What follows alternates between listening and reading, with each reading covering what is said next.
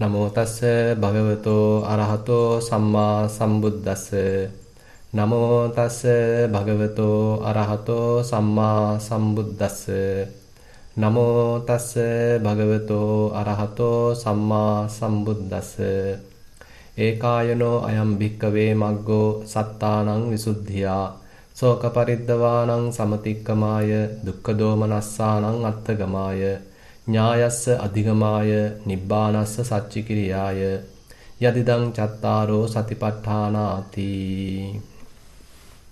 ශ්‍රද්ධාවන්ත පින්වත්නි, අපි හිරිදා ධර්මදේශනාව සඳහා මේ දිනවල මාතෘකා වශයෙන් ඉදිරියෙන් තියාගෙන තියෙන්නේ මජ්ක්‍ධිම නිකායේ එන සතිපට්ඨාන සූත්‍රය.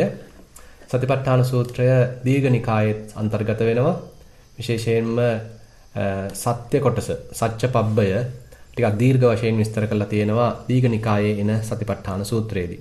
ඒ හැර මෙම සූත්‍ර දෙකම එකම මුහුණුවරක් ගන්නවා, එකම කරුණු රසක් තමයි අපිට කියලා දෙන්නේ. ඉතින් මේ අවස්ථාවේදී අපි සතිපට්ඨාන සූත්‍රයේ කොටසින් කොටස ගැඹුරින් ගැඹුරට යන වකවානුවක්. ඉතින් අපි මේ වෙනකොට කායානුපස්සනාවේ තමයි කාලය ගත කරන්නේ. ඉතින් කායානුපස්සනාවේ අන්තිම කොටස තමයි අද අපිට සාකච්ඡා කරන්න තියෙන්නේ. ඉතින් අපි මුලින්ම කායානුපස්සනාවට පිවිසෙන යෝගාවචරයේ ගැන බුදුරජාණන් වහන්සේ කරන ප්‍රකාශයක් අපි පොඩ්ඩක් නැවතත් මතක් කරගත්තොත් බුදුරජාණන් වහන්සේ කියනවා ඉද බික්කවේ බික්කු කායේ කායානුපස්සේ විහෙරති ආතාපි සම්පජානෝ සතිමා විනය්‍ය ලෝකේ අවිජ්ජා දෝමනස්ස. ඔන්න වගේ ප්‍රකාශයක් කරනවා. එතකොට යා කායෙහි කායානුව බලමින් වාසය කරනවා. ඒ වගේමයි ආතාපි වීරයක් තියෙනවා, සම්පජඤ්ඤයක් තියෙනවා, සතියක් තියෙනවා. ලෝකයේ සම්බන්ධයෙන් කෙරෙන දැඩි ලෝභයත් ඒ නිසාම පහළ වෙන යම් යම් දුම්නස් ස්වභාවයනොත් එයා විනයනය කරනවා. පැත්තකින් තියෙනවා. ඉතින් මේ ප්‍රකාශයමත් හරිම ගැඹීරයි කියලා කියන්න පුළුවන්. මොකද මේ භාවනාව වඩන්න සුදුසු පරිසරය ගැන තමයි බුදුරජාණන් වහන්සේ මෙතෙන්දී විශේෂයෙන් මතක් කරලා දෙන්නේ. දැන් ආතාපි කියලා කියද්දී විශේෂයෙන්ම වීරය ගැන අදහසක් එතනදී කියවෙන්නේ. මොකද අපිට මේ කටයුත්ත කරන්න සෑහෙන වීරයක් අවශ්‍ය වෙනවා. මොකද මුලදී අපි බලාපොරොත්තු වෙන තරම් ඉක්මනට ප්‍රතිඵල ලැබෙන්නේ නැහැ. ඒ වගේම අපේ හිත හරිම වික්ෂිප්තයි. අතීතයට යනවා, අනාගතයට යනවා, අතනට යනවා, මෙතෙන්ට යනවා, අරයා ගාවට යනවා, මෙයා ගාවට යනවා. ඉතින් හරීම අකීකරු ස්වභාවයක්, දමනේ නොවිච්ච ස්වභාවයක් තමයි ඉතින් අපේ හිතේ තියෙන්නේ. ඉතින් ඒ බඳු හිතකින් පටන් ගන්න යෝගාවචරයට මුලදී මේ හිත দমনය කරගන්න සෑහෙන වෙහෙසක් දරන්න සිද්ධ වෙනවා. ඉතින් ඒක වීරයක් මත තමයි මුලදී පදනම් වෙන්නේ. මොකද අඛණ්ඩ වීරයක්, නොපසුබස්නා වීරයක් පවත්වන කෙනෙකුට මේ හිත দমনය කරගන්න අවස්ථාව සැලසෙනවා. දැන් අපි දන්නවා මොකක් හරි වාදන භාණ්ඩයක් වුණත් වාදනය කරන්න ගියාම එකපාරටම අපිට ඉතින් සින්දුවක් වාදනය කරන්න හෝ එහෙම නැත්නම් වාද්‍ය වෘන්දයක් වාදනය කරන්න හෝ එහෙම මොකක්වත් කරන්න බෑ. මොකද අපිට තාම ඒ වාදන භාණ්ඩය අතින් අල්ලන්නවත් තේරෙන්නේ නැහැ. ඒකේ කොහෙද ස්වර තියෙන්නේ කියලාවත් අපි දන්නේ නැහැ. ඉතින් අන්නේ වගේ ඉතින් මේ භාවනාවේදීත් අපිට ඒ නිවැරදි පුහුණුවක් ලබන්න කලින් අපිට ඒ තරම්ම මේක කොහොමද කරන්න ඕනේ කියන එක ගැන ඒ තරම් වැටහීමක් නැහැ. ඒ නිසා අපි මුල් යුගයේදී ඇත්තටම අඛණ්ඩව භාවනා කිරීම තමයි ඊටාම වැදගත් වෙන්නේ. ඉතින් ඒකට අඛණ්ඩ වීරයක් පවත්වන්න අවශ්‍යයි. ඒ නිසා බුදුරජාණන් වහන්සේ මේ ආතාපි වීරය ගැන සඳහන් කරනවා මුලින්ම. අඛණ්ඩ වීරයක් පැවැත්වීම, ඒ වගේම නොපසුබස්නා වීරයක් පැවැත්වීම. මොකද අපි මේ කටයුත්තේ නියැලෙනකොට ඇතැම් බාධාවන් අපි කෙරෙහි පැමිණෙන්න පුළුවන්. ඉතින් ඒවා ගැනත් හිත නොසන්සුන් කරගන්න නැතුව, අතහැරලා දාන්න නැතුව, නැගිටලා යන්නේ නැතුව කොහොමද මේක තව මම දරාගෙන ඉන්නේ? කොහොමද මේ පැමිණෙන බාධාවන් මම ජයගන්නේ? කොහොමද මම ඉදිරියටත් මේ ලැබිච්ච මනුස්සාත්ම භාවයෙන් ප්‍රයෝජන ගන්න කියලා ඒ අඛණ්ඩ වීර්යයෙන් දිගට කරගෙන යන්න අවශ්‍ය වෙනවා. ඊට පස්සේ අපි තේරුම් ගන්න ඕනේ මේක මේ දවසකින් දෙකකින් සමාප්ත වෙන කාර්යයක් නෙමෙයි. මේක අවුරුදු ගණනාවක් තිස්සේ, ජීවිත කාලයක් තිස්සේ කළ යුතු කාර්යයක්. ඒ නිසා එතෙන්දී තමයි මේ අඛණ්ඩ වීර්ය දිගට පවත්නා වීර්යය ඊටාම වැදගත් වෙන්නේ. ඉතින් අපි එදිනදා තම තමාට පැවරලා තියෙන ඒ කාල සටහනක් අපි හිතමු මුලදී හදාගෙන තිනවා කියලා. ඒතර ඒ බඳු කාල සටහනකට අපි කටයුතු කරනවා නම්, අපි වෙන් කරගත්ත කාල පරිච්ඡේදයකදී භාවනාවක් කරනවා නම්, ඒ බඳු භාවනාවක් අපි යෙදෙනවා නම්, ඒතර දවසේ කටයුත්ත සාර්ථකව නිම කරන්න තමයි අපේ බලාපොරොත්තු වෙන්න තියෙන්නේ. ලොකු බලාපොරොත්තු තියන්නේ නැතුව අද දවසේ මට මොනවද කරන්න තියෙන්නේ? අද දවසේ මම කොහොමද මගේ සක්මන කොටස සාර්ථකව ඉෂ්ට කරාද? අද දවසේ ඉඳගෙන කරන භාවනා කටයුත්ත සාර්ථකව ඉෂ්ට කරාද? ඒ වගේම එදිනදා කටයුතු වලදී මම පුළුවන් තරම් සතිය පවත්වන්න උත්සාහන්ත වුණාද කියලා අන්න අපි අද දවස ගැන හිතාගෙන යනවා නම් එතකොට දන්නේම නැතුව එදා අපි බොහොම සාර්ථකව මේ කටයුත්ත නිම කිරීම නිසා කාලයක් යනකොට අපි මහා වෘක්ෂයක් බවට පත් වෙනවා වගේ මේ පුංචි පැලයක් මහා වෘක්ෂයක් බවට පත් වෙනවා වගේ අපේ හිතත් ක්‍රමානුකූලව වැඩෙන්න පටන් ගන්නවා. ඉතින් ඊළඟට අපි භාවනා කරන අවස්ථාවේදී වීරිය සමබරව පවත්වන්න අවශ්‍යයි. එතෙන්දී අධික වීරයක්, උත්සන්න වීරයක් පවත්වන්න ගියොත් සමහරවිට මේ භාවනාවේදී වමනා කරන සමබරතාවය අපිට ලැබෙන්නේ නැහැ. ඒ නිසා භාවනා කරන මොහොතේදී, ඒ අවස්ථාවේදී වීරිය සමකිරීමක් අත්‍යවශ්‍ය වෙනවා. ඊට පස්සේ සතිමා කියලා බුදුරජාණන් වහන්සේ මේ සිහිය පිහිටුවීම ගැන උගන්වනවා. මොකද සතර සතිපට්ඨානයේම සතිය මුල් කරගෙන දේශනා කරලා තියෙන්නේ. ඒ නිසා අතීතයට අනාගතයට යන හිත මේ වර්තමානයේ ගෙනල්ලා රඳවා ගැනීම මූලික පියවර බවට පත් වෙනවා. මොකද අපේ හිත පුරුදු වෙලා නැහැ මේ වර්තමාන මොහොත අගය කරන්න. ඒ තුල රැඳී සිටීමින් කටයුතු කරන්න ඒ තරම් පුරුද්දක් නැහැ. ඒ නිසා ඒ හිත හික්මවන්න අපි වර්තමාන අරමුණක් මේ කය තුලින්ම හොයා ගන්නවා. ඊට පස්සේ එතන හිත පවත්වන්න හැකියතාක් උත්සාහන්ත වෙනවා. අතීතයට ගියොත් ආයි ගෙනල්ලා වර්තමානයේම තියාගන්නවා. අනාගතයට ගියොත් ආයිත් ගෙනල්ලා මේ කයෙම තියාගන්නවා. ඉතින් මේ වගේ ටිකක් උත්සාහයෙන්, වීරයෙන්, නොපසුබට වීරයකින් තමයි මේ කටයුත්තේ නියැලෙන්නේ. ඒතර යෝගාවචරයට පුළුවන් වෙනවා සතිමා කියන මෙන්න මේ සතිය පිහිටවන්න. මුල්ම අවස්ථාවේදී සතිය පිහිටව ගන්න ඔන්න අවස්ථාව සැලසෙනවා.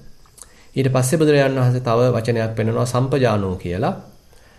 එතනින් අදහස් වෙන්නේ දැන් සතිය පිහිටියා කියන එක ප්‍රමාණවත් නැහැ. සතිය පිහිටියාට පස්සේ අපි මේ අපේ අරමුණට මොකද්ද වෙන්නේ කියලා අපි විමසා බැලිය යුතුයි.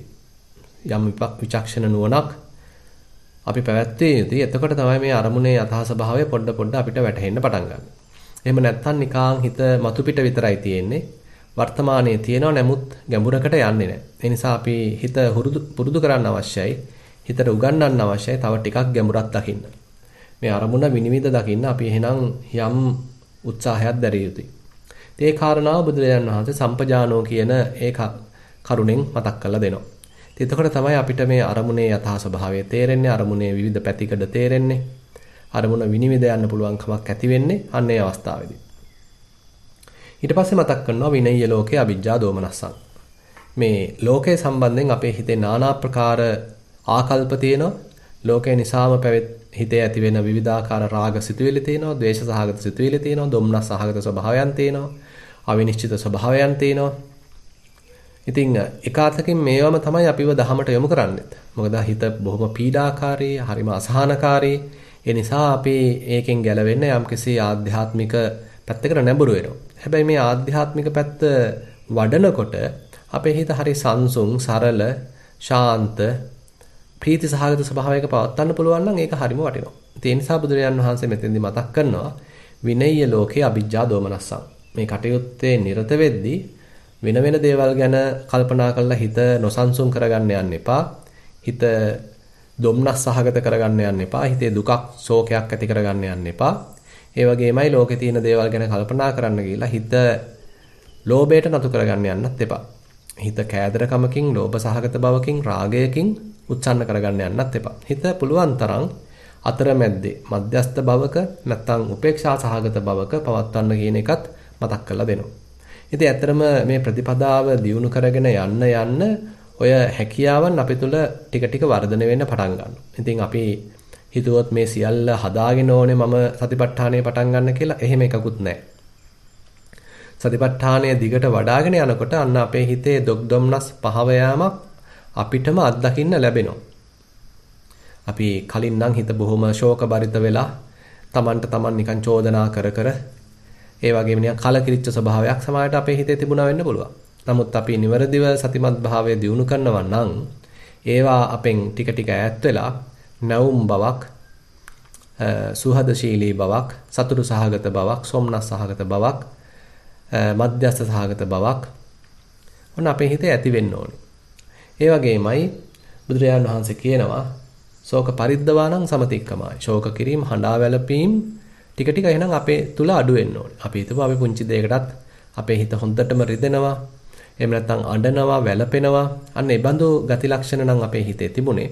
ටික ටික ඒවා පහ වෙලා අපි දෙයක් දරාගෙන සිටීමේ ශක්තියක්, ඉවසීමේ ශක්තියක්, ලෝක ස්වභාවය මෙහෙමයි කියලා තේරුම්ගෙන ප්‍රඥාව මත පදනම් වෙලා ඉවසන්න පුළුවන් කමක් අපේ හිතේ පොඩ ඇති වෙන්න ඕනේ. ඒ නිසා මේ සතිපට්ඨානය දියුණු කිරීම පැති රාශියකින් අපිට ප්‍රයෝජනවත් වෙනවා. ඒක මේ ලෝකෝත්තර අර්ථයකින් පමණක් නෙමෙයි අපේ එදිනදා ජීවිතයේදී පවා අපිට සාර්ථක ජීවිතයක් ගත කරන්න. අපේ එදිනදා කටයුතු ටික සාර්ථකව කරන්න, සිහියෙන් කරන්න. අවධානය යොමු කළා සාර්ථකව කරන්න. අනිත් අයත් එක්ක සුහදව ගත කරන්න. අනිත් තවත් කෙනෙක්ව හඳුනා ගන්න. තව කෙනෙක්ගේ හැඟීම් තේරුම් ගන්න. ඒ වගේම අපේම හිතේ පහළ වෙන විවිධාකාර කෙලෙස් හඳුනගෙන ඒවට වහල් නොවි කටයුතු කරන්න ඇත්තටම සතිපට්ඨානයෙන් ලැබෙන ප්‍රයෝජනය මෙපමණයි කියලා කියන්න බෑ. ඒ නිසා දැන් කායानुපස්සනා සතිපට්ඨානයේදී බුදුරජාණන් වහන්සේ ක්‍රම රාශියක් උගන්වනවා. මුලින්ම ආනාපාන සතිය උගන්වනවා. එතනදී අපි උපන් දවසේ ඉඳන් කරන මේ හුස්ම ගැනීමේ හෙලීමේ ක්‍රියාවලිය මේ සිහිය දියුණු කරන්න උපයෝගී කරගන්න ආකාරය උගන්වනවා. ඊටාම සරලව නාසිකාග්‍රේ ප්‍රදේශයට අවධානය යොමු කරමින් ඊට පස්සේ ඒ අවස්ථාවේදී ආශ්වාසයක් නම් සිද්ධ වෙන්නේ ඒ ගැන දැනගන්න. ප්‍රශ්වාසයක් නම් සිද්ධ වෙන්නේ ඒ ගැන දැනගන්නවා. ඇත්තටම මේ කමඨහන් අතිශය සරලයි කියලා කියන්න පුළුවන්. හැබැයි එතනින් අදහස් වෙන්නේ මේක වඩන්න ලේසි කියලා. කමඨහන සරලයි. හැබැයි වඩන්න අපහසුයි. ඒ නිසා සරල බව නිසා මේ පිංගුතුන් කල්පනා කරන්න එපා මේක මේ බුදුහාමුදුරන්ට වැරදිලාය. මෙච්චර සරල වෙන්න පුළුවන්ද? මෙච්චර සරල දෙයකින් ගැඹුරක් අරතරන් ගැඹුරකට අපිව අරගෙන යන්න පුළුවන්ද කියලා අව탁සේරු කරන්න යන්න එපා. මොකද මේ සරල බව තුලමයි ගැඹුර තියෙන්නේ. සරල බවකින්මයි අපේ හිත ගැඹුරට අරගෙන යන්නේ. හරියට නිශ්චල වෙච්ච ජලාශයක ඊටාම ගැඹුරක් පතුලක් දකින්න පුළුවන්කම වගේ අපේ හිතත් බොහෝම නිශ්චල වුණාම සරල වුණාම තමයි ගැඹුරක් දැක ගන්න අපිට අවස්ථාව සැලසෙන්නේ. ඉතින් ඒ නිසා ආනාපාන සතියත් බුදුරජාණන් වහන්සේ පටන් ගන්න ඒ වගේම සරල තැනකින්. සතෝ වාස්ස සති සතෝ පස්ස සති. ඒ තැනත්තා ඒ යෝගාවචරයා සතිමත්ව හුස්ම ගන්නවා, සතිමත්ව හුස්ම හෙලනවා. ඉතින් ඔතනින් තමයි පටන් ගන්න. ඒක තව ගැඹුරට අපිව අරගෙන යනවා බුදුරජාණන් වහන්සේ. කොහොමද මේ හුස්මම දිහා බලමින් හිතේ සතිය තව දියුණු කරගන්නේ, සම්පජඤ්ඤය දියුණු කරගන්නේ කොහොමද කියන ආකාරය බුදුරජාණන් වහන්සේ පෙන්ලා දෙනවා. ඉතින් ඒකතකින් මේක අභ්‍යාසයක් කියලා කියන්න පුළුවන්. ඒ අභ්‍යාසයේ අපි යෙදෙනකොට අපේ හිතේ යම් ගුණ විශේෂයන් දියුණු වෙන්න පටන් ගන්නවා. ඇත්තටම මේ හුස්ම ගැන සොයන්නේ අපි අර විද්‍යාඥයෙක් හොයනවා වගේ මේකේ ඔක්සිජන් කොච්චර තියෙනවද, නයිට්‍රජන් කොච්චර තියෙනවද කියලා එහෙම ඒකේ සංඝටක හඳුනා ගන්න නෙමෙයි. අපි මේක දිහා බලන්නේ, මේක ගැන හොයන්නේ ඒ හරහා අපේ හිතේ හැකියාවන් දියුණු නිසා. ඒක තමයි අභ්‍යාසය. ඒ සඳහා අපි පාවිච්චි කරන මේ අභ්‍යාසය හරහා අපේ හිතේ තමයි ගුණ විශේෂයන් දියුණු වෙන්න පටන් ගන්න. ඊට පස්සේ එනවා ඉරියාපත පබ්බේට. ඒ කියන්නේ අපි සාමාන්‍යයෙන් මිනිස්සෙන් වශයෙන් විවිධ ඉරියව් පවත්වනවා. අපි ඇවිදිනවා, හිටගෙන ඉන්නවා, ඉඳගෙන ඉන්නවා, සැතපීලා ඉන්නවා. මෙන්න මේ ප්‍රධාන ඉරියව් වලදීත් සිහිය පිහිටවන්න මතක් කරලා දෙනවා. ඒ වගේම අනු කුඩා ඉරියව් වලදීත් සිහිය පිහිටවන්න මතක් කරලා දෙනවා. ඒ වගේම සම්පජඤ්ඤ පබ්බේ කියන කොටසදී අපි එදිනදා කරන සියලුම කටයුතු වලදී සිහිය පිහිටවන්න අපිට උගන්වනවා. මොකද මේ භාවනාවක් කියන එක අපි වෙන් කරගත්ත කාල පරිච්ඡේදයේදී පමණක් වඩලා ඉතිරි මුළු කාලෙම ඒ ගැන කිසිම හැඟීමක් නැතුව හිතට ඔහේ ඉබාගාතේ යන්න ඉඩ දිදී තවදුරටත් කෙලෙස් බරිතව වාසය කරනවා නම් ඉතින් අර භාවනාවෙන් ලැබෙන ප්‍රයෝජනය බොහොම අල්පයි කියන්න පුළුවන්. ඉතින් නුවණැති යෝගාවචරයෙක් කරන්නේ භාවනා කරන කාල පරිච්ඡේදයේදී ඒ සඳහා උත්සාහන්ත වෙනවා. එතනින් දියුණු කරගත්ත යම්කිසි හැකියාවක් තියෙනවා නම් ඒක සම්පූර්ණයෙන්ම කඩා වැටෙන්න නොදී, සම්පූර්ණයෙන්ම පිරෙහෙන්න නොදී ඒක රැක ගන්නා ක්‍රම එයා හොයලා බලනවා. ඒ බඳු ක්‍රම එයා අනුගමනය කරනවා. ඒ කොටසට තමයි ඒකාතකින් මේ සම්පජඤ්ඤ සෑහෙන්න මේ අතුලත් වෙන්නේ. ඉතින් බුදුරජාණන් වහන්සේ කියනවා කනකොට බොනකොට ඒ ගැන සිහියෙන් ඒ කටයුත්තේ නියැලෙන්න කියලා. ඊළඟට ඇඳුම් අඳිනකොට පළඳිනකොට ඒ කටයුත්තේ සිහියෙන් යෙදෙන්න කියලා කියනවා. ඊළඟට හිටගෙන ඉන්නකොට යනකොට ඊළඟට සැතපෙනකොට ඉඳගෙන ඉන්නකොට තවත් කෙනෙක් එක්ක කතා කරනකොට නිශ්ශබ්දව ඉන්නකොට ඉතින් මේ ආදී වශයෙන් අපි එදිනදා ජීවිතයේ කරන සෑම කටයුත්තකදීම සිහිය පිහිටවන්න නැත්නම් සිහිය යොදලා ඒ කටයුතු වල යෙදෙන්න උගන්වනවා. ඒ හරහා තමයි එක අතකින් මේ භාවනාව අපේ ජීවිතයට ටික ටික ඒකාබද්ධ වෙන්න පටන් ගන්න. එතෙක් නිකම් භාවනාව තිබුණේ තවත් එක අංගයක් වෙලා.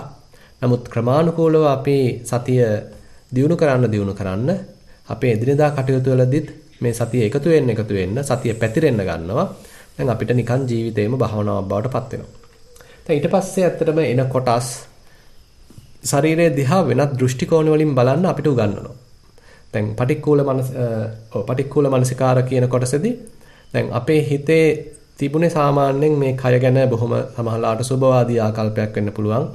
මම ලස්සනයි, හැඩයි, සුරූපී, ශක්තිමත් කියලා. ඉතින් අපිව උඩින් තියාගෙන අනිත් අයව ටිකක් පහතින් තියාගෙන ඉන්න ගතියක් සමහරවිට අපි ගාව තිබුණා වෙන්න පුළුවන්. එහෙම නැත්නම් අපි වෙනත් කෙනෙක්ගේ කයත් දිහා බලලා ඒ ගැන සතුටු වෙමින්, ඒ ගැන ඇල්මක් ඇති කරගනිමින්, රාගයක් ඇති කරගනිමින් එහෙම ගත කරපු කාලයක් වෙන්නත් පුළුවන්.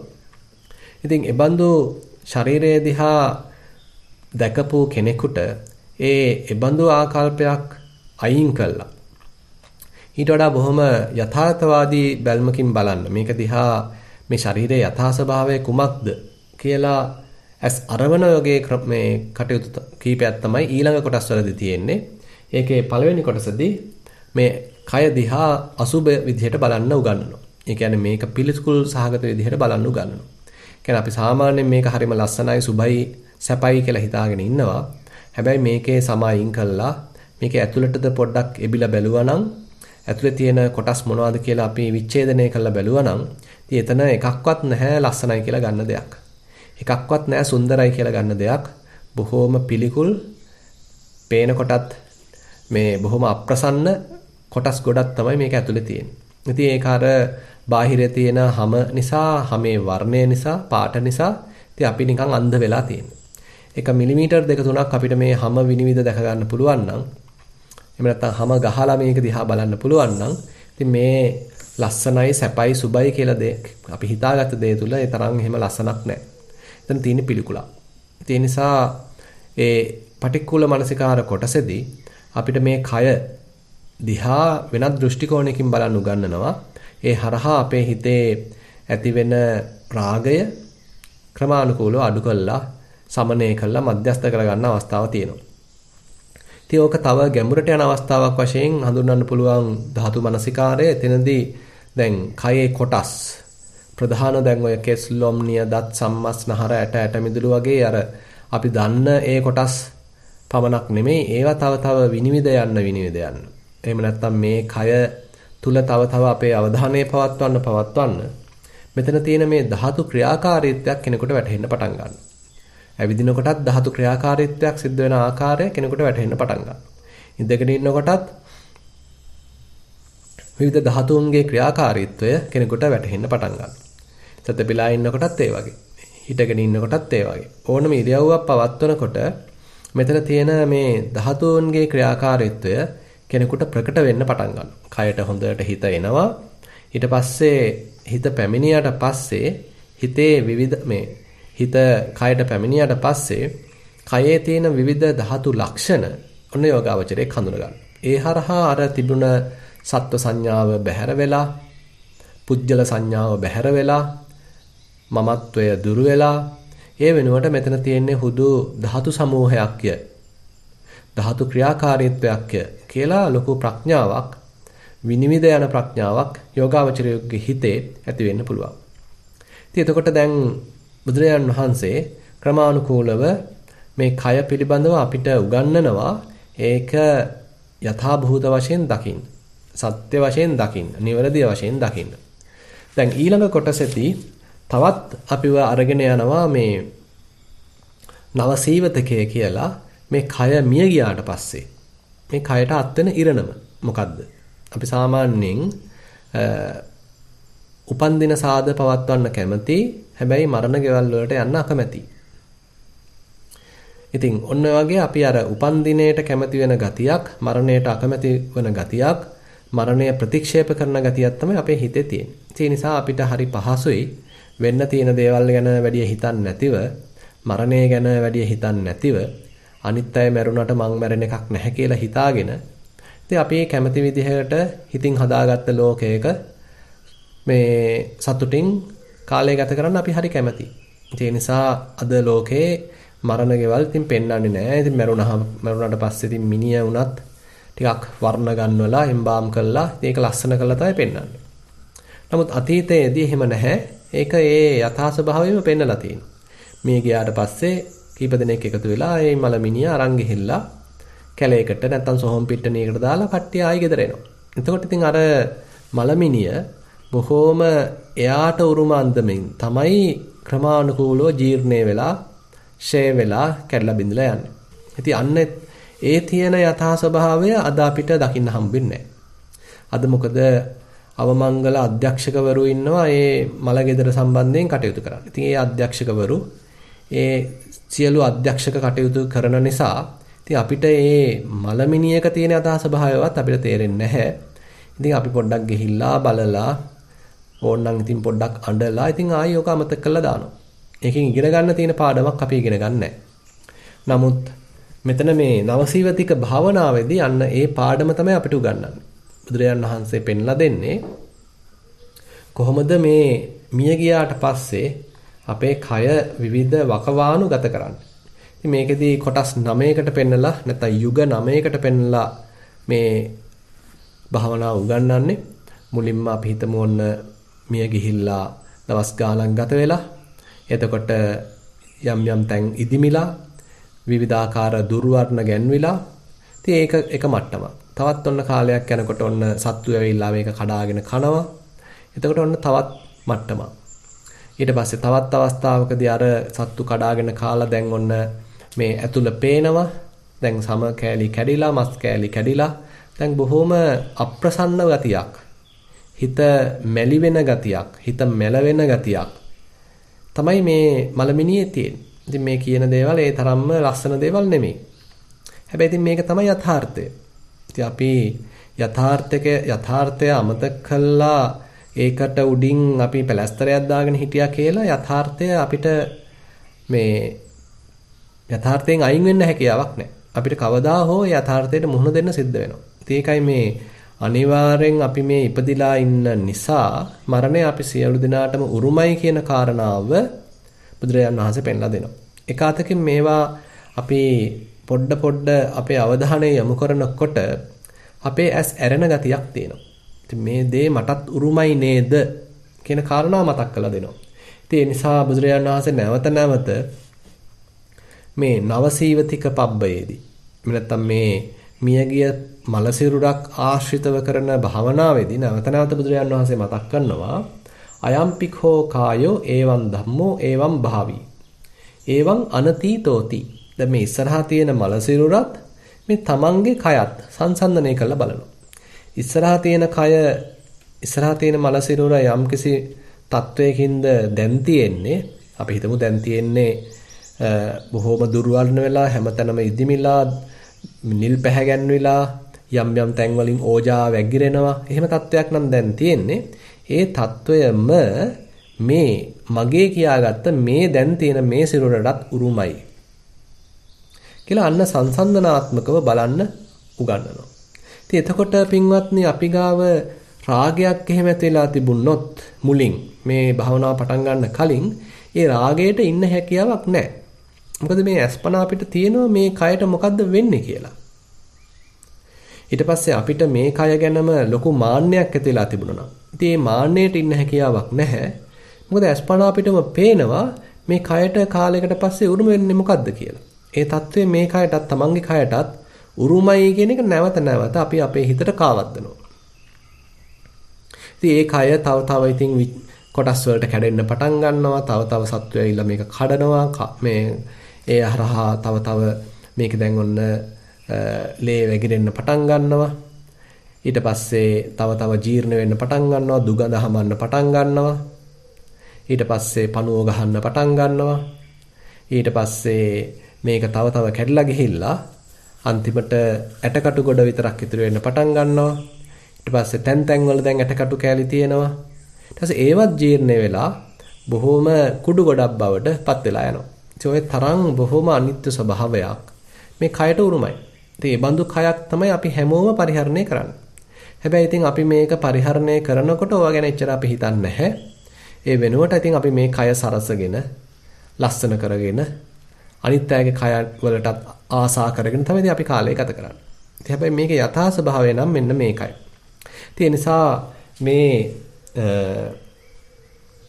නවසීවතික භාවනාවේදී අපිට පැති දෙකක් හිතා ගන්න පුළුවන්. එක පැත්තක් තමයි මේ කය පිළිබඳව අසුභයක් දියුණු කිරීම.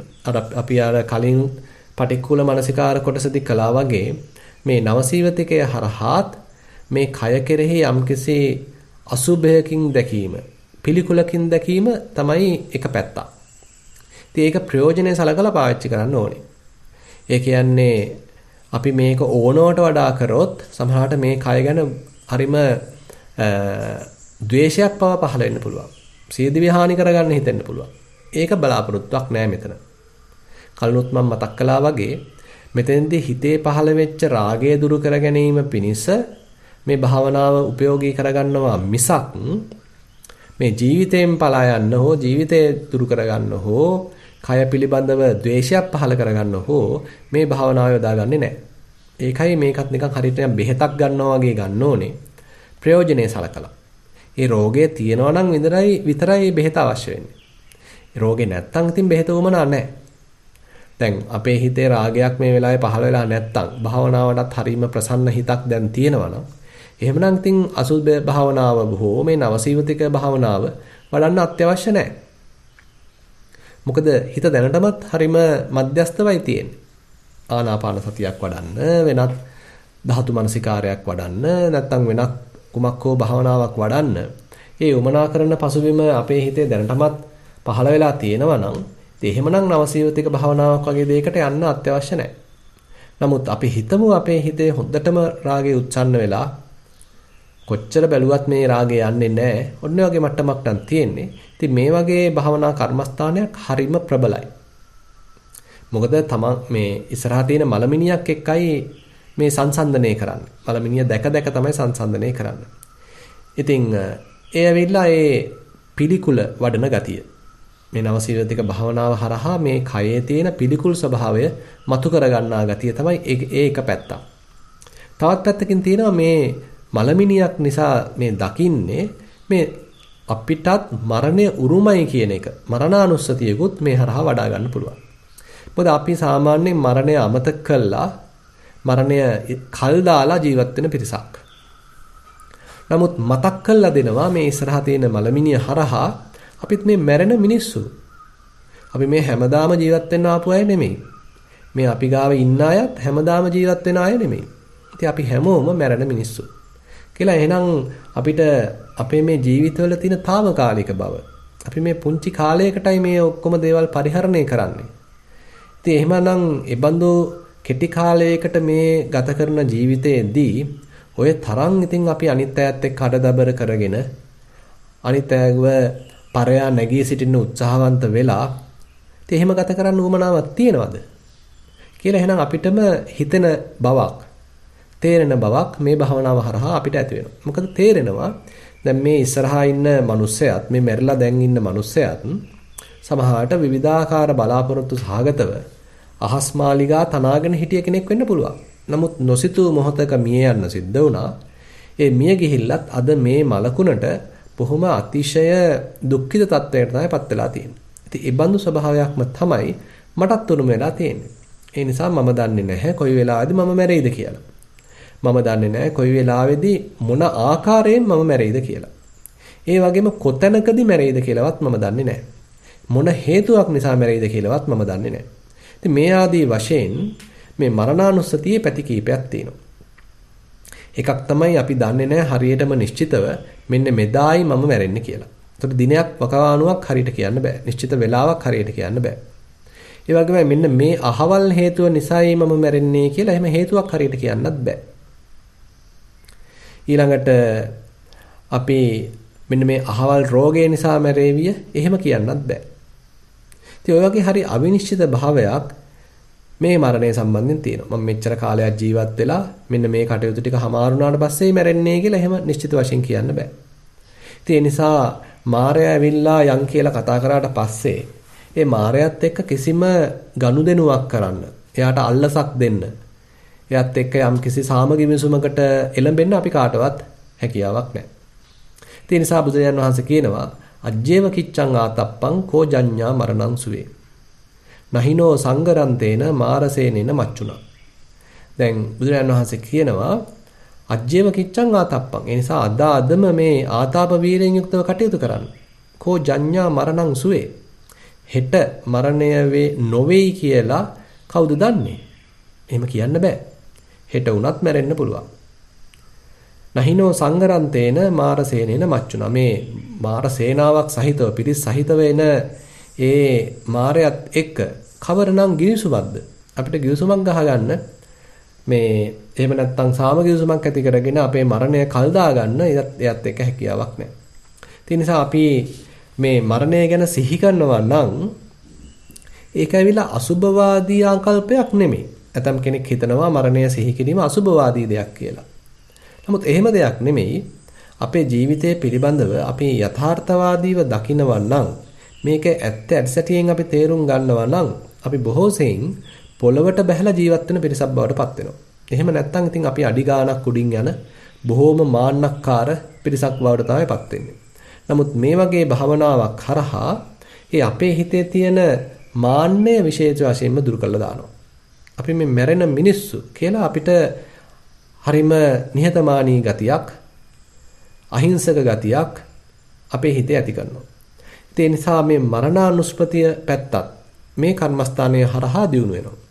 ඒ වගේමයි මේ මරණානුස්මතියේ තියෙන තවත් ආනිසංශයක් තමයි දැන් අපි සාමාන්‍යයෙන් කරන්න තියෙන දේවල් කල් දාන්නේ අපිට තව ඕන තරම් කල් තියෙනවා කියලා හිතාගෙන.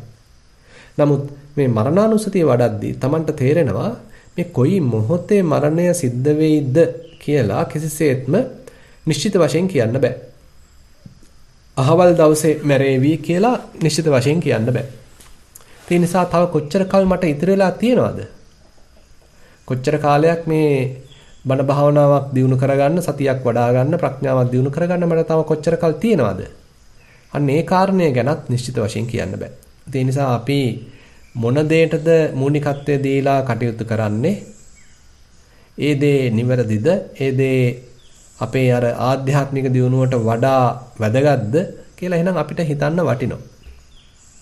ඒ නිසා මරණානුස්සතිය වඩද්දී ඔන්න ඔය පැත්තෙනුත් අපේ හිත දියුණු වෙනවා. ඒ නිසා අපි අර අපේ හිත හදා ගැනීමේ කටයුත්ත පස්සට කල් දාන ආකල්පය අයින් වෙලා මේ හිත හදන වැඩේ, හිත දියුණු කරන වැඩේ අපි පොඩ්ඩක් ඉස්සරහට ගන්න ගතියක්, ඒකට යම් වැදගත්කමක් දෙන ගතියක්, ඒක අමතක වෙන්න නොදී නැවත නැවත මතක් කරගන්නා ගතියක් මේ මරණානුස්සතිය හරහා සිද්ධ වෙනවා.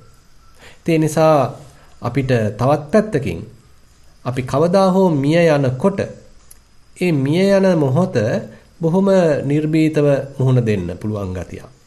එහෙම නැත්නම් හිතේ වික්ෂිප්ත භාවයක් නැතුව මුහුණ දෙන්න පුළුවන් ගතියක් මේ මරණානුස්සතිය හරහා ඇති වෙනවා. මොකද අපි දැනටමත් සූදානම්, මැරෙන්න සූදානම් වෙලා ගත කරන ජීවිතයක්. නැතුව මේ හැමදාම ඉන්න බලාගෙන ඉන්න ජීවිතයක් නෙමෙයි, මැරෙන්න සූදානමින් ගත කරන ජීවිතයක්. ඉතින් කොයි වෙලාවෙ ආවත් යන්න සූදානම්. අන්න ඒ වගේ ආකල්පයක් අපි තුල ඇති වෙලා යනවා. ඇති වෙනවා. ඒ නිසා මේ කර්මස්ථානයේදී අපිට මේ ප්‍රධාන පැති දෙකක් හඳුනා ගන්න පුළුවන්. එකක් තමයි මේ ශරීරයේ තියෙන පිළිකුල් සහගත ස්වභාවය තේරුම් ගැනීම. තවත් පැත්තකින් මේ කයේ තියෙන අස්තිර ස්වභාවය, කොයි හෝ මොහොතකදී මේ කය මිය යන බව, මිය ගිහිල්ලා අර වගේ විවිධාකාර මට්ටම් වලටපත් වෙලා බොහොම දුර්වර්ණ වෙලා දුක්ඛිත මට්ටමකින් මේක අවසන් වෙන ආකාරය ගැන අපි ඒකාතකින් හිතලා බලනවා. ඉතින් අන්නේ පැත්තත් එතකොට මේ කර්මස්ථානයේ හරහා දියුණු වෙනවා. ඉතින් ප්‍රධාන වශයෙන්ම කාමච්ඡන්දේ නැත්නම් රාගය දුරු කරගන්න බොහෝ සෙයින් උපකාර වෙනවා. ඒ වගේමයි අපේ හිතේ මාන්නය තියෙනවනම් ඒ මාන්නය හිතින් දුරු කළා පොළොවට බැහැලා ජීවත් වෙන ගතියක්, අනතිමානී ගතියක්, නිහතමානී ගතියක් අපි තුල ඇති වෙනවා. දැන් සියල්ල తాවකාලික බව අපිට පසක් වෙනවා. දැන් මේ ඉස්සරහා ඉන්න මිනිස්සයා මේ සෑහෙන බලාපොරොත්තු සහගතව ජීවත් වුණා. විවිධාකාර අපේක්ෂාවන් තිබුණා, සැලසුම් කිරීම තිබුණා. නමුත් ඒ සියල්ල නොසිතූ මොහොතක එයාගෙන් බැහැර වුණා. එයාට අත්හැරලා දාලා යන්න උනා. ඔය වගේම දෙයක් මටත් උරුමයි කියලා අන්න අපි ජීවිතේ දිහා වෙනත්ම දෘෂ්ටි කෝණයකින් බලන්න එක අතකින් පුරුදු වෙනවා. ඉතින් එතකොට මේ බඳු භාවනාවක් වඩද්දී විශේෂයෙන්ම මම නැවතත් මතක් කරන්න කැමතියි මේකේ සීමාව අපි පවත්වා ගත යුතුයි. එහෙම නැතුව මේවා නැවත වඩා හිත හැම තිස්සෙම නිකන් තලලා ඔබලා දුක්මුසුව පවත්වා ගැනීමක් මේ භාවනාවෙන් කිසිසේත්ම බලාපොරොත්තු වෙන්නේ නැහැ. මේ අවස්ථානුකූලව අපේ හිතේ පහළ වෙච්ච රාගය දුරු ගැනීමේ උපක්‍රමයක් වශයෙන් එහෙමත් නැත්නම් අපේ හිතේ පහළ වෙලා තියෙන මාන්නක්කාරකම දුරු කර ගැනීම සඳහා එහෙම නැත්නම් අපේ හිතේ මේ ආධ්‍යාත්මික දියුණුවකට තියෙන මන්දෝත්සාහය කල් දාන ගතිය ඒකයින් කළා ටිකක් මේ සඳහා උද්‍යෝගයක් ඇති කර ගැනීම සඳහා මේ භාවනාව යොදා ගන්න පුළුවන්. එතකොට ඒ බඳු ආකල්පයක් අපේ හිතේ දියුණු වුණාට පස්සේ නැවත ඉතින් මේ භාවනාව අතර ගන්න අවශ්‍ය නැහැ. මොකද ඉදිරියට කරගෙන යන්න තව ඊට වඩා සූක්ෂම වැඩ කටයුතු රාශක් තියෙනවා. ඊට පස්සේ මෙතන තවත් ඉතින් අපිට තොරතුරු වශයෙන් තව කරුණු කීපයක් සාකච්ඡා කරන්න පුළුවන්. එකක් තමයි දැන් සාමාන්‍යයෙන් කියනවා මේ ඉස්සරහා පාවිච්චි කරන මලසිරුර මේ බඳු කටයුත්ත සඳහා පාවිච්චි කරන මලසිරුර අපි පුරුෂයෙක් නම් පුරුෂ මලසිරුරක් වීම හොඳයි කියලා. මොකද ඇතැම් වෙලාවට මේ අත්වේ හිතේ තියෙන රාග ස්වභාවය මලසිරුරකට පවා රාගය ඇති කරන්න පුළුවන්. ඒ තරම් හරිම හික්මීමකින් තොර හිතක් තමයි ඉතින් අපි හැමෝටම තියෙන්නේ. ඒ නිසා මලසිරුරක් කෙරෙහි පවා වුණත් ඒ අනිත් පැත්තේ කෙනෙක්ගේ මලසිරුරක් නම් සමහරට එතන පවා රාගය ඇති වෙන්න පුළුවන්. නමුත් එකම જાතිය මලසිරුරක් නම් ඒ බඳු අවස්ථාව අඩුයි කියලා කියන්න පුළුවන්. හැබැයි ප්‍රඥාවන්තයෙකුට මේකේ අනිත් පැත්තත් කරගන්න පුළුවන්. මොකද හුඟක් වෙලාවට තමන්ගේ හිතේ රාගයක් පහළ වෙන්නේ විරුද්ධ ලිංගිකයෙක් වෙනුවෙන්. ඉතින් මේ ඉස්සරහා තියෙන විරුද්ධ ලිංගිකයෙකුගේ මලසිරුරක් නම් ඒකට අත් වෙන සැබෑ ඉරණම යම්සි කෙනෙකුට නුවණින් දකින්න පුළුවන් නම් අස්පනා අපිට දකින්න පුළුවන් නම් ඉතින් මේ මම ඇලුම් කරන්නේ රාගයක් පහළ කරගෙන තියෙන්නේ මේ බඳු සිරුරකට නේද කියලා ඒ නිසා ඒ හිතේ පහළ වෙච්ච රාගය පහසුවෙන්ම දුරු කරගන්නත් පුළුවන්. ඒ නිසා මුල් යුගයේදී පොඩ්ඩක් තමන් පරිස්සම් වෙන්න ඕනේ පාවිච්චි කරන මලසිරුර එකම જાතියේ මලසිරුරක් කියලා නැත්නම් එක් සම මේ තමන්ට හා සමාන ලිංගිකයෙකුගේ මලසිරුරක් කියලා. අනිත් පැත්තෙන් ටිකක් හිත තමන්ට මෙල්ල කරගන්න පුළුවන් වකවානුවේදී ඒකේ අනිත් පැත්ත උනත් පාවිච්චි කරන්න පුළුවන්. ඒ හරහා ගැඹුරු ප්‍රඥාවක් අවදි කරගන්නත් පුළුවන්. ඊට පස්සේ තවත් පැත්තකින් මේ බඳු භාවනා ක්‍රමයක් දියුණු කරගෙන යනකොට අපේ හිත ටික ටික කයට එනවා කියන එක ස්වාභාවිකයි. මොකද දැන් වෙන දේවල් වලට යන්න උවමනාවක් නැහැ. දැන් සංසන්දනය කරන්න මේ තමන්ගේම සිරුරත් එක්ක. ඒකයි බුදුරජාණන් වහන්සේ කියන්නේ අයම්පිකෝ කායෝ එවං ධම්මෝ එවං භාවි එවං අනතීතෝති. මේ තමන්ගේම කය තමයි නැවත සම්මර්ෂණයට ගන්න. ඉතින් මේ බඳු සම්මර්ෂණයකට ගැනීම නිසා ඉස්සරහා බලනවා ඒ හරහා නැවතත් ඔන්න තමන්ගේ කයට ගන්නවා. කයට අරන් තමන්ගේ කයත් ඒ බඳුම ස්වභාවයෙන් යුක්තයි නේද කියලා තේරුම් ගන්නවා. ඉතින් මේකෙදී එක අතකින් තමන්ගේ කයට අවධානය පැමිණීම නිසා අන්න කයත් එක්ක ඉන්න ගතිය පොඩ හිතේ දියුණුනවා.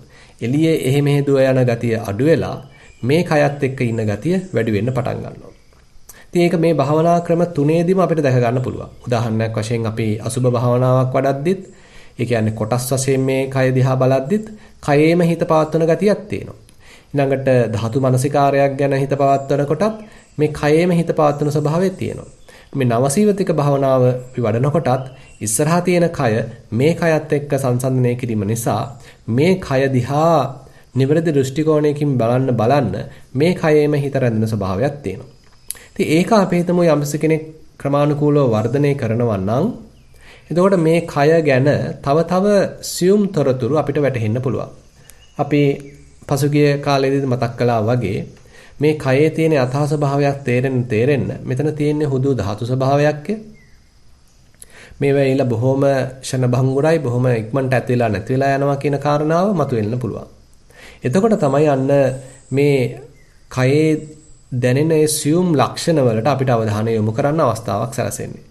මෙතන තද ගති තියෙනවා, රළු ගති තියෙනවා, මෘදු ගති තියෙනවා, සිනිඳු ගති තියෙනවා, බර ගති තියෙනවා, සැහැල්ලු ගති තියෙනවා, උණුසුම් ගති තියෙනවා, සිසිල් ගති තියෙනවා, වැగిරෙන ගති තියෙනවා, සැලෙන ගති තියෙනවා, කම්පන වෙන ගති තියෙනවා. මේ ආදී වශයෙන් මේ කයේ තියෙන මේ බොහොම ප්‍රාථමික මට්ටමේ සියුම් ලක්ෂණ අපිට ප්‍රකට වෙන්න පටන් ගන්නවා. මොකද දැන් හිතේ රාගය අයින් වෙලා, හිතේ මාන්නය අයින් වෙලා, හිත බොහොම මුරුදු මොලොක් බවට පත් වෙලා, ඒ වගේමයි හිත දැන් ටිකක් සංසිඳිලා මේ කයෙම තියෙනවා. එතකොට අන්න ඒ බඳු හිතකට මේ කයේ නිරන්තරයෙන් තියෙන ඒ යථා ස්වභාවය වැටහෙන්න අවකාශය වැඩි. එතකොට අන්න යාට මේ ධාතු ලක්ෂණ වැටහෙන්න පටන් ගන්නවා. එතකොට අන්න අපිට හිතා ගන්න පුළුවන් සමුදය ධම්මානුපස්සීවා කායස්මින් විහෙරති, වය ධම්මානුපස්සීවා කායස්මින් විහෙරති. සමුදය වය ධම්මානුපස්සීවා කායස්මින් විහෙරති. දැන් මේ කයේ ඒ සියුම් ලක්ෂණ හට ගන්නා ස්වභාවයෙන් යුක්තයි, වැය වෙන ස්වභාවයෙන් නැත්නම් නැතිවන ස්වභාවයෙන් යුක්තයි. ඒ විවිධාකාර සියුම් ධාතු ලක්ෂණ හඳුනා ගැනීමත් සමග අන්න යෝගාවචරයේකට තේරෙනවා මේවා මේ දිගට පවතින දේවල් නෙමෙයි, මේවා බොහෝම ෂණ භංගුරයි. ඇති වෙලා සුළු මොහොතින් නැති වෙලා යනවා. අර අපි ඒ හැඟීම එක අතකින් මුලින්ම ඇති කරගෙන නවසීවතිකයක් දැකීම හරහාම Tamanට තේරලා තිබුණා මේකේ ඇතිලා නැතිලා යන ස්වභාවයක් තියෙන්නේ. දැන් ඒක සියුම් වීමක් තමයි මෙතන මේ කතා කරන්නේ. මේක මේ අවුරුදු ගානකට ඉස්සෙල්ලා ඇති වෙලා ඊට පස්සේ අවුරුදු 50ක් 60ක් 70ක් 80ක් ජීවත් වෙලා මැරලා යාම පමණක් නෙමෙයි. ඒ සම්මුති මරණය පමණක් නෙමෙයි. මෙතන මේ කයේ මොහොතක් පාසා ඇතිවීමක් නැතිවීමක් තියෙන්නේ. මොහොතක් පාසා ඉපදීමක් මැරීමක් මිය යාමක් තියෙන්නේ. කියලා අන්න තව නුවණ දියුණු වීමක්, තියුණු වීමක් තමයි මෙතනින් පෙන්වුම් කරන්නේ. එතකොට අපි මේ සෛලයක් පාසා නැත්තම් මේ ධාතු ලක්ෂණයක් පාසා මේ හැම එකෙම තියෙන්නේ ඇතිවීම නැතිවීම ප්‍රවාහය. ඉතින් මේ බඳු ආකල්පයක් කෙනෙක් තුළ දියුණු වෙන්න එයා ඊට පස්සේ මේ කය පරිහරණය කරන්නේ ඇත්තටම මේ තව මේ නුවණ දියුණු කරගන්න. තව මේ ප්‍රඥාව වඩා ගන්න තමයි මේ කය පරිහරණය කරන්නේ. තව සතිය දියුණු කරගන්න උපක්‍රමයක් වශයෙන් මේ කය පරිහරණය කරනවා. මොකද එයාට දැන් පොඩ නුවණ පෑදෙනවා, තේරෙන්න පටන් ගන්නවා මේ කයේ යථා ස්වභාවය. මේ කලින් ලස්සනයි කියලා හිතාගත්ත කයේම යථා ස්වභාවය යාට දැන් තේරෙන්න පටන් ගන්නවා. ලස්සනයි කියලා හිතා ගැනීම නිසා මාන්නක්කාරකමක් ඇති කරගත්තා නම් ඒකත් දැන් අයින් වෙලා බොහෝම නිහතමානීව මේ කයේ යථා ස්වභාවය යාට දැන් තේරෙන්න පටන් ගන්නවා. ඒ නිසා මේ කය යා දැන් තවදුරටත් පාවිච්චි කරනවා නුවණ දියුණු කරගන්න, සතිය දියුණු කරගන්න. ඉතින් එහෙම කරන්න තව ප්‍රඥාව අවදි වෙනවා. යථා ස්වභාවයම තව වැටහෙන්න පටන් ගන්නවා. එතකොට කය ගැන යම්කිසි අනවශ්‍ය ඇල්මක් තිබුණා නම්, රාගයක් තිබුණා නම්, මාන්නයක් තිබුණා නම් ඒවා දුරු වෙලා කය කෙරෙහි එක්තරා අන්දමකින් මධ්‍යස්ත බවක් මේ යෝගාවචරයේ හිතේ ඇති වෙනවා. කය ගැන ද්වේෂයක් නෙමෙයි, මධ්‍යස්ත බවක්.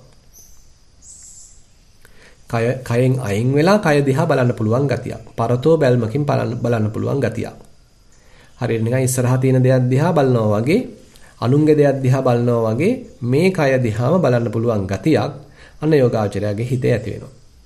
ඉතින් එතකොට බුදුරජාණන් වහන්සේ කියනවා අත්ති කායෝතිවා පනස්ස සතිපච්චුපට්ඨිතා හෝති යාවදේව ඥානමත්තාය පතිස්සති මත්තාය.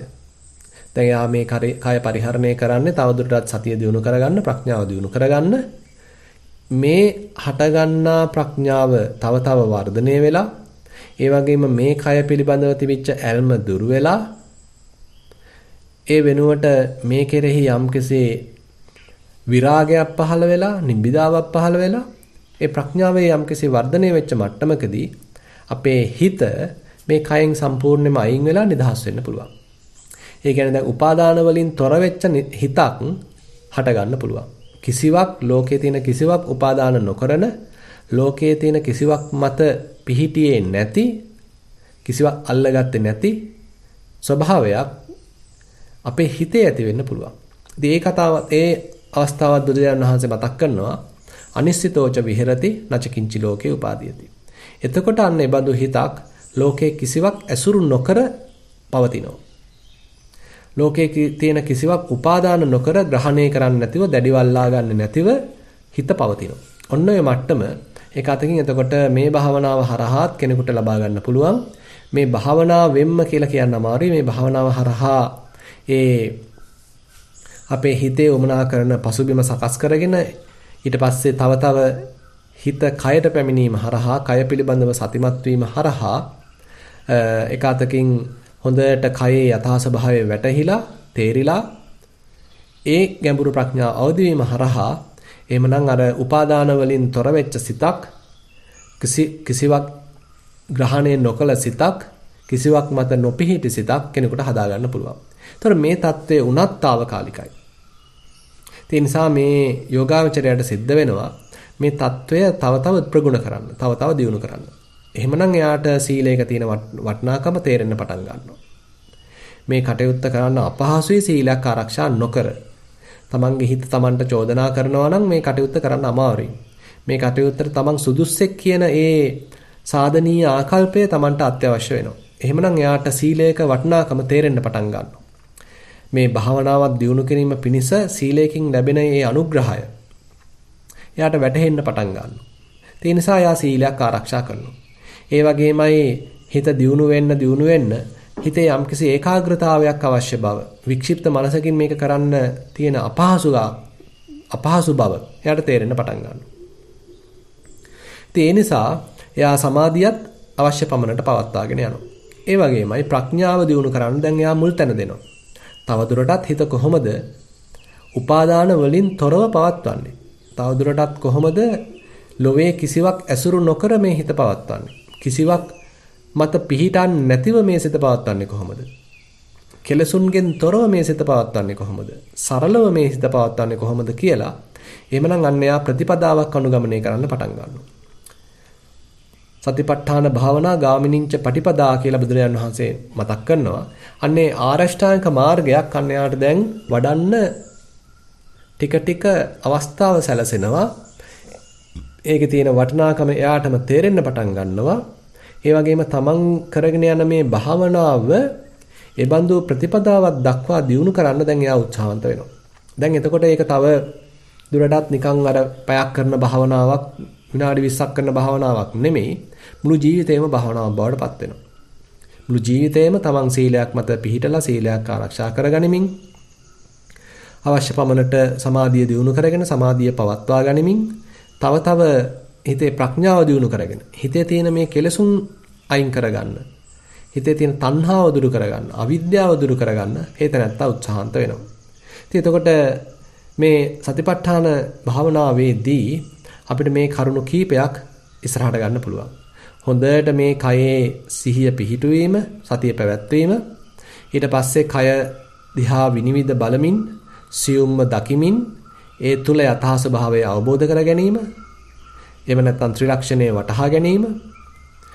ඊට අමතරව මේ ත්‍රිලක්ෂණය මතම පදනම් කරගෙන විමුක්ත වූ සිතක්, නිදහස් සිතක්, කොහේවත් ඇලිච්ච නැති සිතක්, උපාදාන නොකළ සිතක්, නොකරන සිතක්, කෙලසුන්ගෙන් තොර සිතක් තවදුරටත් පවත්වා ගැනීම සඳහා ප්‍රතිපදාවක නියැලීම, නැත්නම් ප්‍රතිපදාවක් අනුගමනය කිරීම. මේ වගේ අවස්ථා තුනක් එමනම් මේ සතිපට්ඨානය අපිට හඳුනා ගන්න පුළුවන්. ඒ නිසා පින්වත්නි අපිත් මේ කරුණු කාරණා හොඳින් තේරුම් අරගෙන මේ නවසීවතික භාවනාවත් ප්‍රයෝජනෙ සලකලා පාවිච්චි කරන්නයි තියෙන්නේ. අද අපිට මේ වගේ ඇත්තටම මලමිනී දකින්න හම්බෙන්නේ නැහැ. මේ වගේ එක එක මට්ටම් වලට ගිය මලකුණු ඇත්තටම අද කාලේ දකින්න හම්බෙන්නේ නැහැ. නමුත් අද ඇතම් වෙලාවට යම් යම් රූප දර්ශන හරහා නැත්නම් අන්තර්ජාලය හරහා ඡායාරූප හරහා අද වුණත් ඉතින් අපිට මේ වගේ මරණයේ විවිධ අවස්ථාවන් දැක ගන්න පුළුවන්. එහෙම නැත්නම් අපිට හිතින් මේ ගැන යම් පමණකට මනස්කල්පිතව හිතා ගන්නත් පුළුවන්. ඉතින් ඒ නිසා මේ භාවනා ක්‍රමේදී යම් පමණක අපේ හිත යම් කිසි රූප දර්ශන කෙරෙහි යොමු කිරීමක් තියෙනවා කියලා කියන්න පුළුවන්. හැබැයි පස්සේ අපි ඒවා සියල්ල අපේ හිතින් අයින් කරලා හිත පිරිසුදු කරගෙන සංඥා වලින් හිත බැහැර කළා හිත පිරිසුදු කරන මාර්ගයකට අවතීර්ණ වීම අවශ්‍යයි. එහෙම නැතුව හිත හැමතිස්සෙම මලකුණු ඇසුරු කරන මලකුණු පෙන්වන හිතක් නෙමෙයි, ඒ බඳු සංඥා බහුල හිතක් නෙමෙයි මෙතනින් කතා කරන්නේ. ඒ අවස්ථානුකූලව ඒක ප්‍රයෝජනෙ ගන්නවා. හරියට අර ඇනිච්ච කටුවක් අයින් කරන්න තවත් කටුවක් පාවිච්චි කරනවා වගේ අපි මේ අරමුණ පාවිච්චි කරනවා. හැබැයි පස්සේ ඉතින් මේ වැඩේ ඉවරුනාට පස්සේ ඒක ඉතින් නැවතත් අවශ්‍ය වෙන්නේ නැහැ. ඒක ඉතින් පැත්තකට දාන්න පුළුවන්. ඒ නිසා අපි මේ භාවනාවන් ප්‍රයෝජනෙ සලකලා බෙහෙතක් පරිහරණය කරනවා වගේ පරිහරණය කරන්නයි තියෙන්නේ.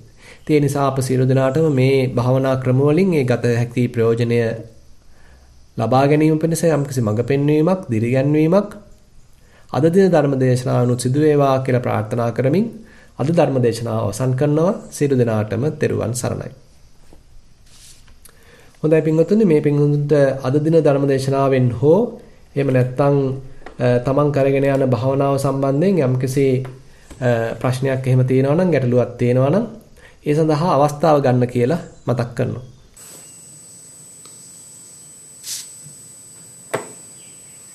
ප්‍රශ්න ඇසීමට තිබෙනවා නම් අතසවීමක් කරන්න Zoom හරහා අපිට ගරු ස්වාමීන් වහන්සේ ඉදිරිපත් කරන්න පුළුවන්. ඉෂ්ටාංක ඔබගේ ප්‍රශ්න ඉදිරිපත් කරන්න ඉෂ්ටාංක.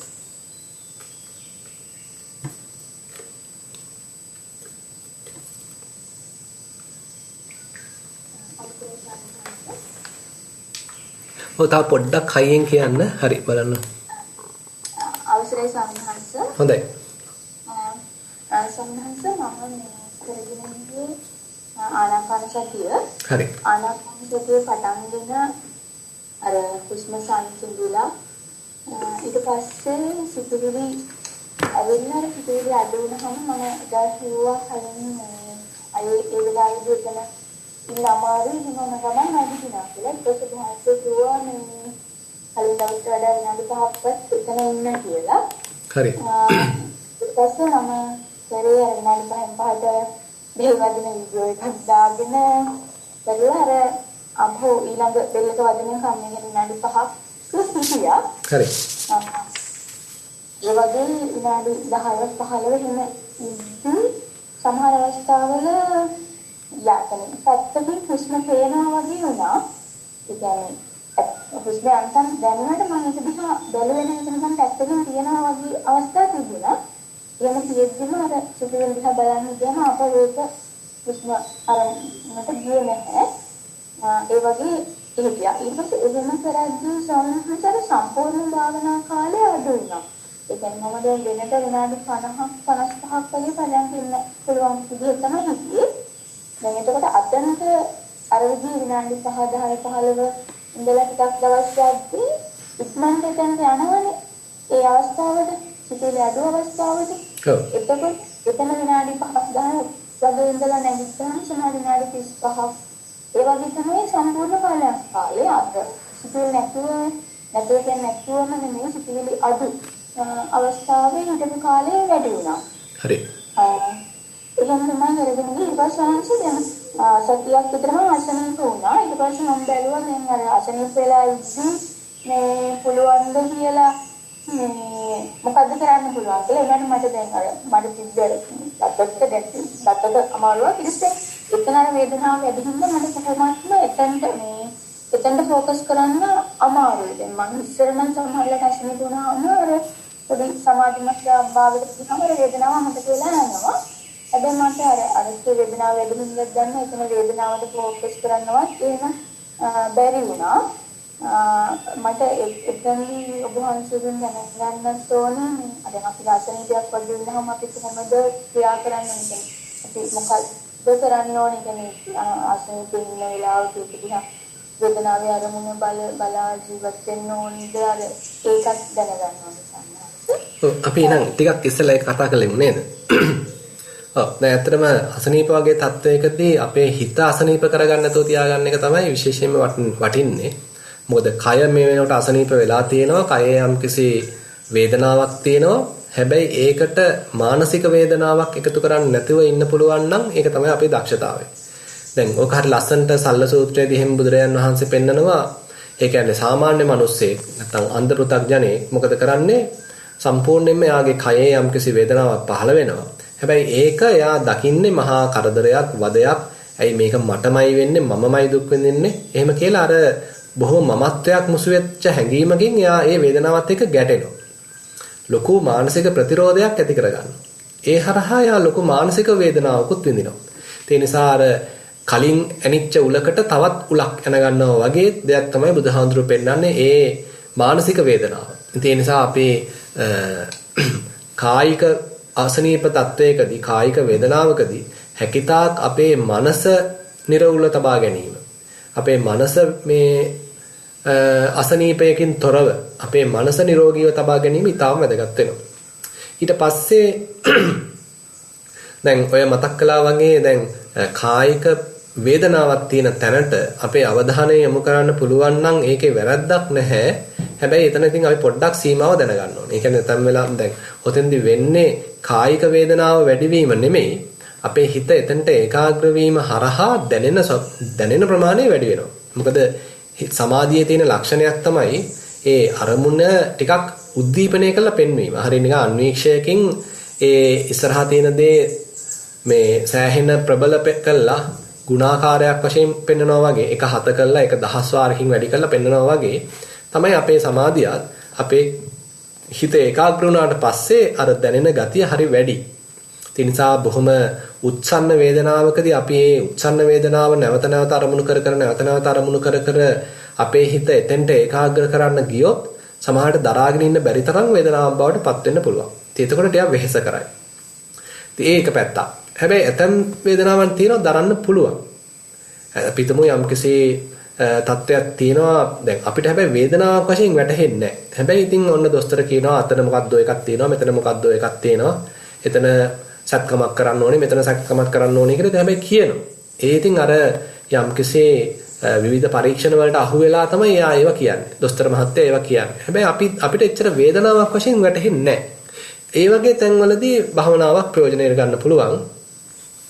මම ඔය උදාහරණයක් වශයෙන් එහෙම කියනවා නම් අපි හිතමු දැන් කීප දෙනෙක්ම එහෙම කතාත් කරලා තියෙනවා. දැන් ඇතැම් වෙලාවට පිළිකා එහෙම තියෙනවා කියලා කියනවා.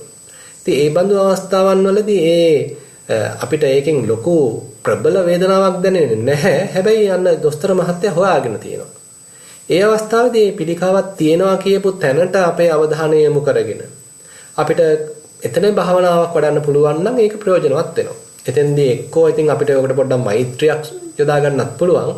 මේක සුවපත් වේවා, මේක යථාස භාවයටපත් වේවා, මේක මේ සුවපත් වේවා කියලා ඒ පිළිකාවක් තියෙනවා කියලා හිතාගත්ත තැනට අපේ අවධානය යොමු කළා අපි භාවනාවක් විදිහට ඒතර කරනවා නම් එතනත් ප්‍රයෝජනෙ තියෙනවා. තව පැත්තෙන් එතන සියුම් වේදනාවක් තියෙනවා නම් ඒක නිකන් සමනය වෙන ආකාරයකට එතන මේ තනි වේදනාවක් නෙමෙයි මෙතන වේදනාව රසක් තියෙන්නේ කියලා එතනට හොඳට අවධානය යොමු කරලා එතන භාවනාවක් වඩන්න පුළුවන් නම් ඒකෙත් ප්‍රයෝජන තියෙනවා. ඒ නිසා මේ පැති කීපයක් ඉතින් අපිට යොදා ගන්න පුළුවන්. ඉතින් ඔයක තමයි එකතකින් අපිට අපේ කය ලෙඩ වුණාම ගන්න පුළුවන් එක ප්‍රයෝජනයක් එකතකින්. හොඳයි. ඊට පස්සේ මොකක්ද අහන්න තියෙනව කිව්වේ? ඉතින් අසනීපේ හොඳ වුණාට පස්සේ මම ආපහු පටන් ගත්තා. පටන්ගෙන දැන් සතියක් විතර දැන් හොඳ වෙලා සතියක් විතර. හැබැයි තාම මට අර අත්තන් කලින් විදියට දැන්ට යන්න බෑ. හරි. තාම ටිකක් ඉතින් කලින් මුල මට්ටමක හිටපු තැන තමයි ඉන්නේ. ඉතින් එතකොට දැන් ආයි පොඩ්ඩක් මුලින් නම් එන්න වෙනවා. ඉතින් මම කියන්නේ අපිට තාම ඒ නිදහස් ස්වභාවය තාම හිතේ තහවුරු වෙලා නැත්තම් ආයෙත් පොඩ්ඩක් මුලට ගිහිල්ලා අපි හිතමු අපි එතන හඳුනාගත්තේ නිකන් කායික වශයෙන් කම්පන චංචල ස්වභාවයන් හඳුනාගෙන ඉඳීම හරහා එහෙම නැත්තම් ධාතු ලක්ෂණ හඳුනා ගැනීම හරහා නැත්තම් වේදනානුපස්සනාවක් වැඩි වීම හරහා ඔය වගේ යම්කිසි ක්‍රමයක් හරහානේ අපි අර අපේ හිත ක්‍රමානුකූලව නිදහස් ස්වභාවයට ගත්තේ. අන්න ඒ උපක්‍රමේ නැවත ඉතින් අපිට ඉස්සරහට ගන්න වෙනවා. සමහරවිට දැන් අපි සමත භාවනාවක් නෙමෙයි වඩන්නේ විපස්සනා මාර්ගයක ඒ වගේ දේවල් දැන් අසනීපයකදී පිළිහිලා යන්න පුළුවන්ද? පුළුවන්. බැරි නැහැ ඉතින්. ඒ කියන්නේ දැන් අපිට හිතේ ඒකාග්‍රතාවයක් අවශ්‍යයිනේ මේ වැඩේ කරන්න. ඉතින් ඒ වගේමයි දැන් විපස්සනාවක් වඩන්නත් යම් පමණක මානසික සුවපත් භාවයක් අවශ්‍ය වෙනවා. ඒකයි මම කිව්වේ අර. ඒක ඉතින් පුජ්‍යලයා මත වෙනස් වෙනවා. අපි තාම ඉන්නේ මුල් මට්ටමේ නම් එතකොට විපස්සනාව ආයි වැටෙන්න පුළුවන්. මොකද අපි තාම තහවුරු වෙලා මදි. හිත තාම හොඳට මේ තහවුරු වෙලා මදි නිසා අර ලැබිච්ච විපස්සනා නුවණ පිරෙහෙන්න පුළුවන්. අපිට ඉතින් අතහැරෙනවනේ අපි හිතුව අපිට මග හැරෙනවා භාවනාව. වඩන්න මග හැරෙනවා. අවස්ථාව ගිලිහී යනවා. ඉතින් එතකොට ඒ වැඩිච්ච විපස්සනාව පිරෙහෙන්න පුළුවන්. හැබැයි ඉතින් ඒක සෑහෙන කාලයක් ප්‍රගුණ කළා හිත තහවුරු වෙච්ච මට්ටමකට ආවනම් එතකොට ඉතින් පිරෙහෙන්න තියෙන අවකාශය අඩුයි කියලා කියන්න පුළුවන්. ඒ වගේමයි එයා දන්නවා කොහොමද අසනීප තත්වයකදී පවා පිරෙහෙන්නේ නැතුව හිත පවත්වන්නේ කොහොමද කියලා යන යම්කිසි වැටහීමක් තියෙනවා එතකොට.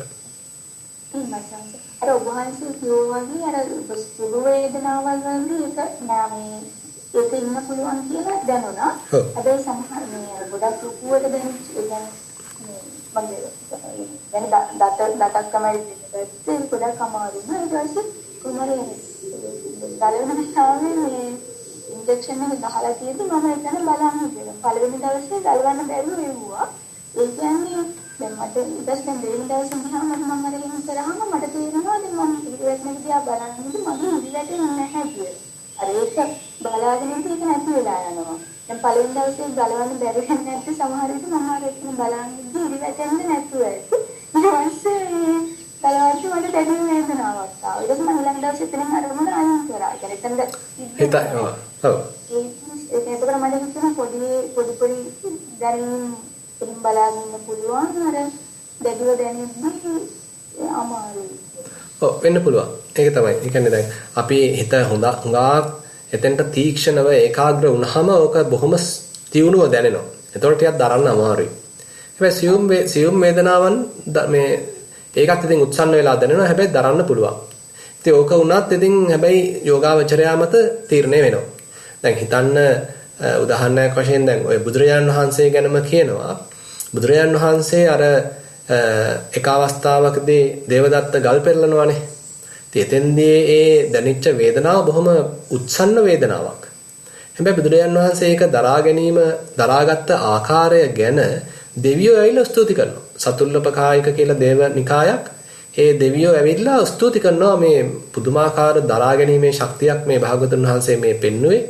ඔබ වහන්සේ නාග රාජයෙක්, ඔබ වහන්සේ හස්ති රාජයෙක් කියලා මේ බුදුරජාණන් වහන්සේට ඇවිල්ලා ප්‍රශංසා කරනවා. ඒ තරම් ප්‍රබල ඉවසීමකින් මේ භාගතුන් වහන්සේ මේ කායික වේදනාව ඉවසාගෙන සිටියා කියලා බුදුරජාණන් වහන්සේට මේ ස්තුති කරනවා. ඒ නිසා මේ ඒකදී අර එක එක්කෙනාගේ හිතේ වැඩිච්ච ප්‍රමාණය අනුව තමයි ඉතින් තීරණය කරන්න වෙන්නේ. කෙසේ නමුත් ඉතින් අපි විවිධ ක්‍රම පාවිච්චි කරලා කමක් නැහැ. දැන් එක අවස්ථාවකදී බුදුරජාණන් වහන්සේම තවත් තැනකදී කියනවා දැන් උන්වහන්සේට මේ අර පිරිනුවන් පාන්න ආසන්නයේදී ලෝහිත පක්ඛන්තා රෝගය එහෙම හැදෙනවානේ. ඒ වෙලාවේදී බුදුරජාණන් වහන්සේ කියනවා මම අනිමිත් සංඥාවේ හිත පවත්වනකොට වේදනාව අඩුයි කියලා. ඒ කියන්නේ කෙලිම අනිමිත් සංඥාව කියලා කියන්නේ කෙලින්ම අරමුණු ග්‍රහණය කරන්නේ නැතිව හිත පුළුවන් තරම් නිදහස්ව පවත්වා ගැනීම. ඉතින් මේ මට්ටමේදී හිත පවත්වා ගැනීම තුළ තමන් වහන්සේට ලොකු සහනයක් තියෙන බව බුදුරජාණන් වහන්සේ දේශනා කරනවා. ඒ නිසා විවිධ උපක්‍රම තියෙනවා අපිට ඔය වගේ තැන්වලදී යොදා ගන්න. ඉතින් අපි ඉන්න තත්වය මත අපේ හිත වැඩිලා තියෙන මට්ටම් අනුව ඉතින් විවිධ ක්‍රම යොදා ගත්තට වැරද්දක් නැහැ. වේදනාව දැනෙන්න නැතුව වෙන තැනකට අවධානය යොමු වරදක් නැහැ. ඔව් ඒක තමයි. දැන් අර අතෙන්ට යොමු කරොත්නේ හිත බොහොම අසහනකාරී වෙන්නේ, බොහොම උත්සන්න වෙන්නේ.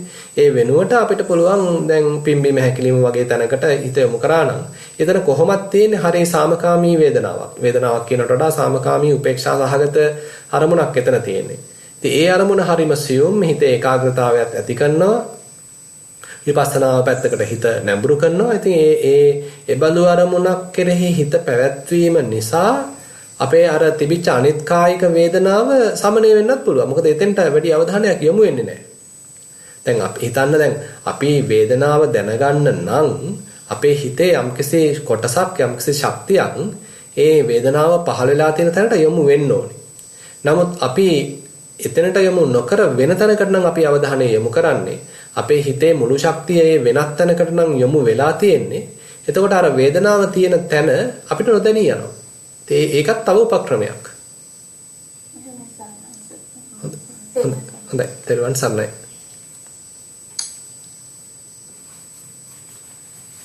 ඊළඟ ප්‍රශ්නය බද්ධ ජීව ධර්ම තිලක ඔබට යොමු කරන්න පුළුවන්. මට ඒ ගැන පොඩි මම කොහොමද මේ වේදනාව ගැන කරේ කියන එක ගැන අදහසක් ඉදිරිපත් කරන්න අවශ්‍යද ස්වාමීනි? ඔව් කියන්න. හොඳයි. ඔව්. මම ඇත්තටම කරන්නේ මේ වගේ වේදනාවක් ආවොත් ඒ වේදනාව දැන් මම හේතපු භාවනා මානසිකාරයක් තියෙනවනේ මූල කර්මස්ථානේ. ඔව්. එතකොට වේදනාව නිසා ඒකෙන් වෙන වේදනාවටයි යොමු වෙනවා.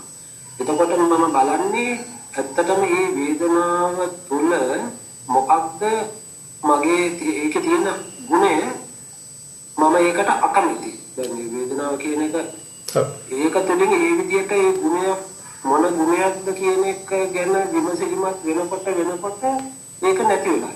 ඔව් ඇත්තටම මම චුට්ටක් ඔතෙන්ට එකතු කරන්න කැමතියි. ඔතන ගුණය කියනට වඩා මට හිතෙන්නේ දැන් අපි හුඟක් වෙලාවට එන ප්‍රශ්නය තමයි මම මේ මතුවලා තියෙන වේදනාව ප්‍රතික්ෂේප කරනවා. ඒක කෙරෙහි යම්කිසි රෙසිස්ටන්ස් එකක් නේද? ප්‍රතිරෝධයක් අපේ හිතේ තියෙනවා.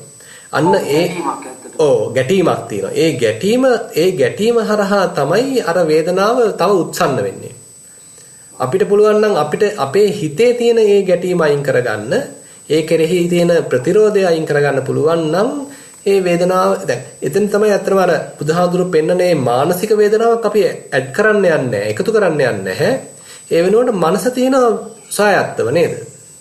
ඔව් එහෙම කියලා බලන්නේ ගැටීමට හේතු වෙන්නේ මාගේ මොකක් හරි නොකමැත්තක්නේ. අන්න හරි. ඔව්. ඒක මොකක්ද කියන එක හොයාගන්න තමයි උත්සාහ වෙන්නේ. එතකොට ඒම හොයාගෙන යනකොට අරක නොදෙන්නේ යනවා. හොඳයි. ඒ තාම වැදගත්. ඒ කියන්නේ අපිට එක්ක වේදනාව දිහා බලලා එයාව සමනය වෙන ක්‍රමයකට යන්න පුළුවන්. එහෙම නැත්නම් වේදනාව නිසා හිතේ හටගත්ත යම්කිසි ප්‍රතිරෝධයක් තියෙනවා නම් හිතේ හටගන්න යම්කිසි ගැටීමක් තියෙනවා. ඒ ගැටීම විග්‍රහ කළා චිත්තානුපස්සනාව පැත්තකට දාලා ඒ පැත්තෙන් යන්නත් පුළුවන්. කිසිම වැරද්දක් නැහැ. ස්වාමීන් වහන්සේ දැන් ඔබ වහන්සේ මට සුමානේ උපදෙස් දුන්නා දැන් අර නිදහස්තර ඉන්නකොට ඒ විදිහටම ඉන්න ඒ කියන්නේ තව සංස්කාර ඇති නොවන විදිහට බලන්න කියලා. ඔව්. එතකොට මම ඒ විදිහට එහෙම බලාගෙන ඉන්නකොට ඉතින් ඇත්තටම හිත පිහිටවන්න තැනක් නැහැනේ. එතකොට අර මමයා සැරෙන් සැරේ බලනවා මොකක්ද මේ කොතනද ඉන්නේ ඒ වගේ තත්ත්වයක් එනවා. හරි. මොනවද අරමුණු වෙන දේවල් වල මේ අතීත අනාගත පිළිදේ කියන්නේ නැහැ. හරි. නමුත් ඒ මොහොතේ ඒ තැන මොකක්ද මෙතන සතිය තියෙනවද? අර ඒ වගේ විමසීමක් වෙන ගතියක් තියෙනවා. ඒක එහෙම කරන එක හරිද? නෑ ඒකත් වැරදි. ඒ කියන්නේ දැන් ඔතෙන්දී සැක පහල කරගන්නවා කියන එකම එක අතකින් මායя දාන වෙන ඇමක් කියලා හිතා ගන්න. ඒ කියන්නේ අපි මේක ගැන එක්ක සැක කරනවා, මේක ගැන අනවශ්‍ය විදිහට විමසන්න යනවා, අර්ග කරන්න ඕනේ කියලා හිතනවා, මේක නිකාන් ඔහේ ඉඳලා තේරුමක් නැහැ, මෙතෙන්දී මම ත්‍රිලක්ෂණය වඩන්න ඕනේ කියලා හිතනවා. ඔය වගේ කියන්නේ අපේ ප්‍රඥා මුහුණුවරකින් විචිකිච්ඡාව වංචා කරන්න පුළුවන්. ඔය මට්ටමේදී ඇත්තටම කරන්න තියෙන්නේ හිත අර කිව්වා වගේම කොහේවත් පිහිටුවන් නැතුව සිටීමම තමයි වැදගත් වෙන්නේ. කියන්නේ දැන් ඔතන ඇත්තටම සංස්කාර නොකර සිටීමයි අවශ්‍ය වෙන්නේ. දැන් අපි මොකක් හරි හිතනවා කියන්නේ චේතනාපූර්වකව කරන්න ඕනේ කියලා හිතනවා කියන්නේම ආයි සංස්කාරයක්. නමුත් අපි මේ ක්‍රමානුකූලව සංස්කාර සමනයක් දක්වා තමයි අපි අරගෙන එන්නේ. සංඛාර සමතයක් දක්වා තමයි අරගෙන එන්නේ. සංස්කරණයක් නොකර සිටීමක් දක්වායි අරගෙන එන්නේ. දැන් ඒකනේ බුදුරජාණන් වහන්සේ හරි ලස්සනට අර කියන්නේ මේ බාහ්‍ය දාරුචීරයට දිත්තේ දිත්තමත්තම් භවිස්සති සුතේ සුතමත්තම් භවිස්සති මුතේ මුතමත්තම් භවිස්සති විඤ්ඤාතේ විඤ්ඤාතමත්තම් භවිස්සති. එතනින් අතර වෙන්න. ලත්තනම ලොප් කළා දාන්න දිගට ගෙනියන්න එපා. හිත තියන්න නිශ්ශබ්දව. හිත කියන්න නිකන් මුකුත් නොකර සංස්කරණයක් නොකර. ඉතින් හරි මේ අතින් හරි සියුම් කියලා කියන්න පුළුවන්.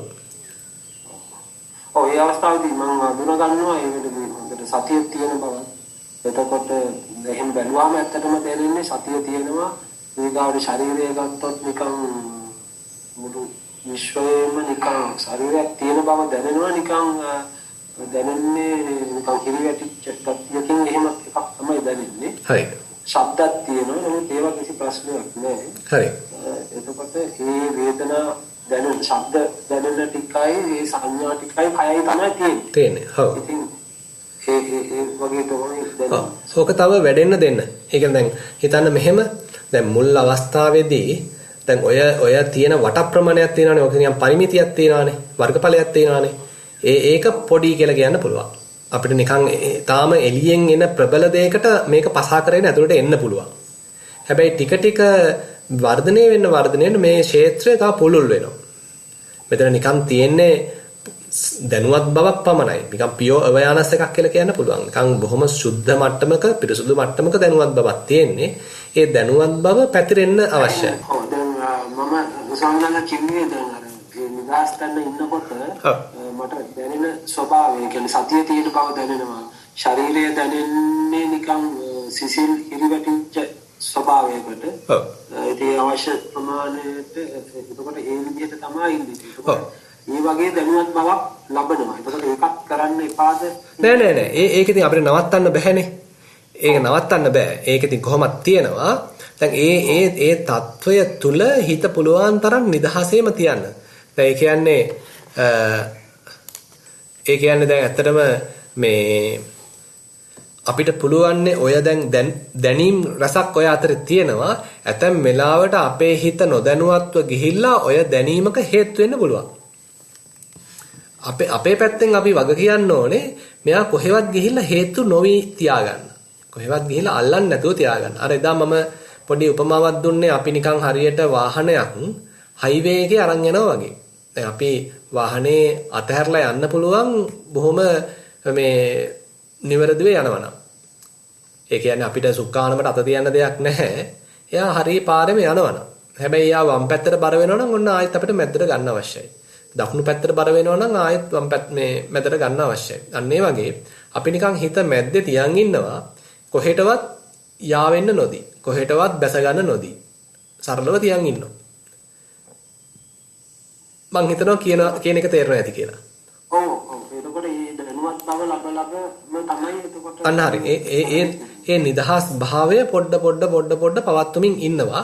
එහෙම ඉන්න ඒ තමන්ගේ වට ප්‍රමාණය වැඩි වෙන්න ගනීවි. ශේස්ත්‍රය දැන් අපි දැන් මහත්යට තේරෙනවානේ නිකන් තමන් නිකන් හරිය නිකන් කෝෂයක් ඇතුලේ ඉන්නවා වගේ. එහෙම නැත්නම් නිකන් තමන් වර්ගඵලයක් ඇතුලේ වගේ ඉන්නේ නිකන් පොඩි දූපතක වගේ ඉන්නේ.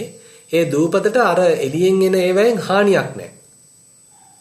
සද්ද ඇහුණාට මේ රූප පෙනුණාට ගඳ සුවඳ දැනුණාට ස්පර්ශ දැනුණාට හිතට සිතුවිලි ලාවට වගේ ආවට මේ තමන්ගේ මේ හදාගත්ත දූපත ආරක්ෂාකාරී. ඒකට හානි වෙන්නේ නැහැ. හැබැයි මේ දූපතේ වර්ග ප්‍රමාණය එන්න වැඩි වෙනවා. ඒක නිකන් පැතිරෙන්න වගේ සරල වෙන්න, නොගැඹුරු වෙන්න පටන් ගන්නවා. ඒක තමයි වෙන්න තියෙන්නේ. ඔය කියන්නේ බැලුවාම සම්මන්සේ දැනුවත් බව කයෙන් පිටත්. අන්න හරි. ඔව්. ශරීරයයි මේ විශ්වයයි කියන්නේ ඔක්කොම නිකන් එකක් වගේ ගතියක් තමයි දැනෙන්නේ. හරි. ඔව්. ඒ කියන්නේ දැන් අර කයේ නිකන් අපි අර ඉස්සර තිබුණානේ නිකන් රේඛාවල් වලින් අපි මේ කය සීමා කරගෙන එහෙම එකක් නෑ දැන්. ඔව් දැන් ඒකේ සීමාව ටිකක් බොඳ වෙලා.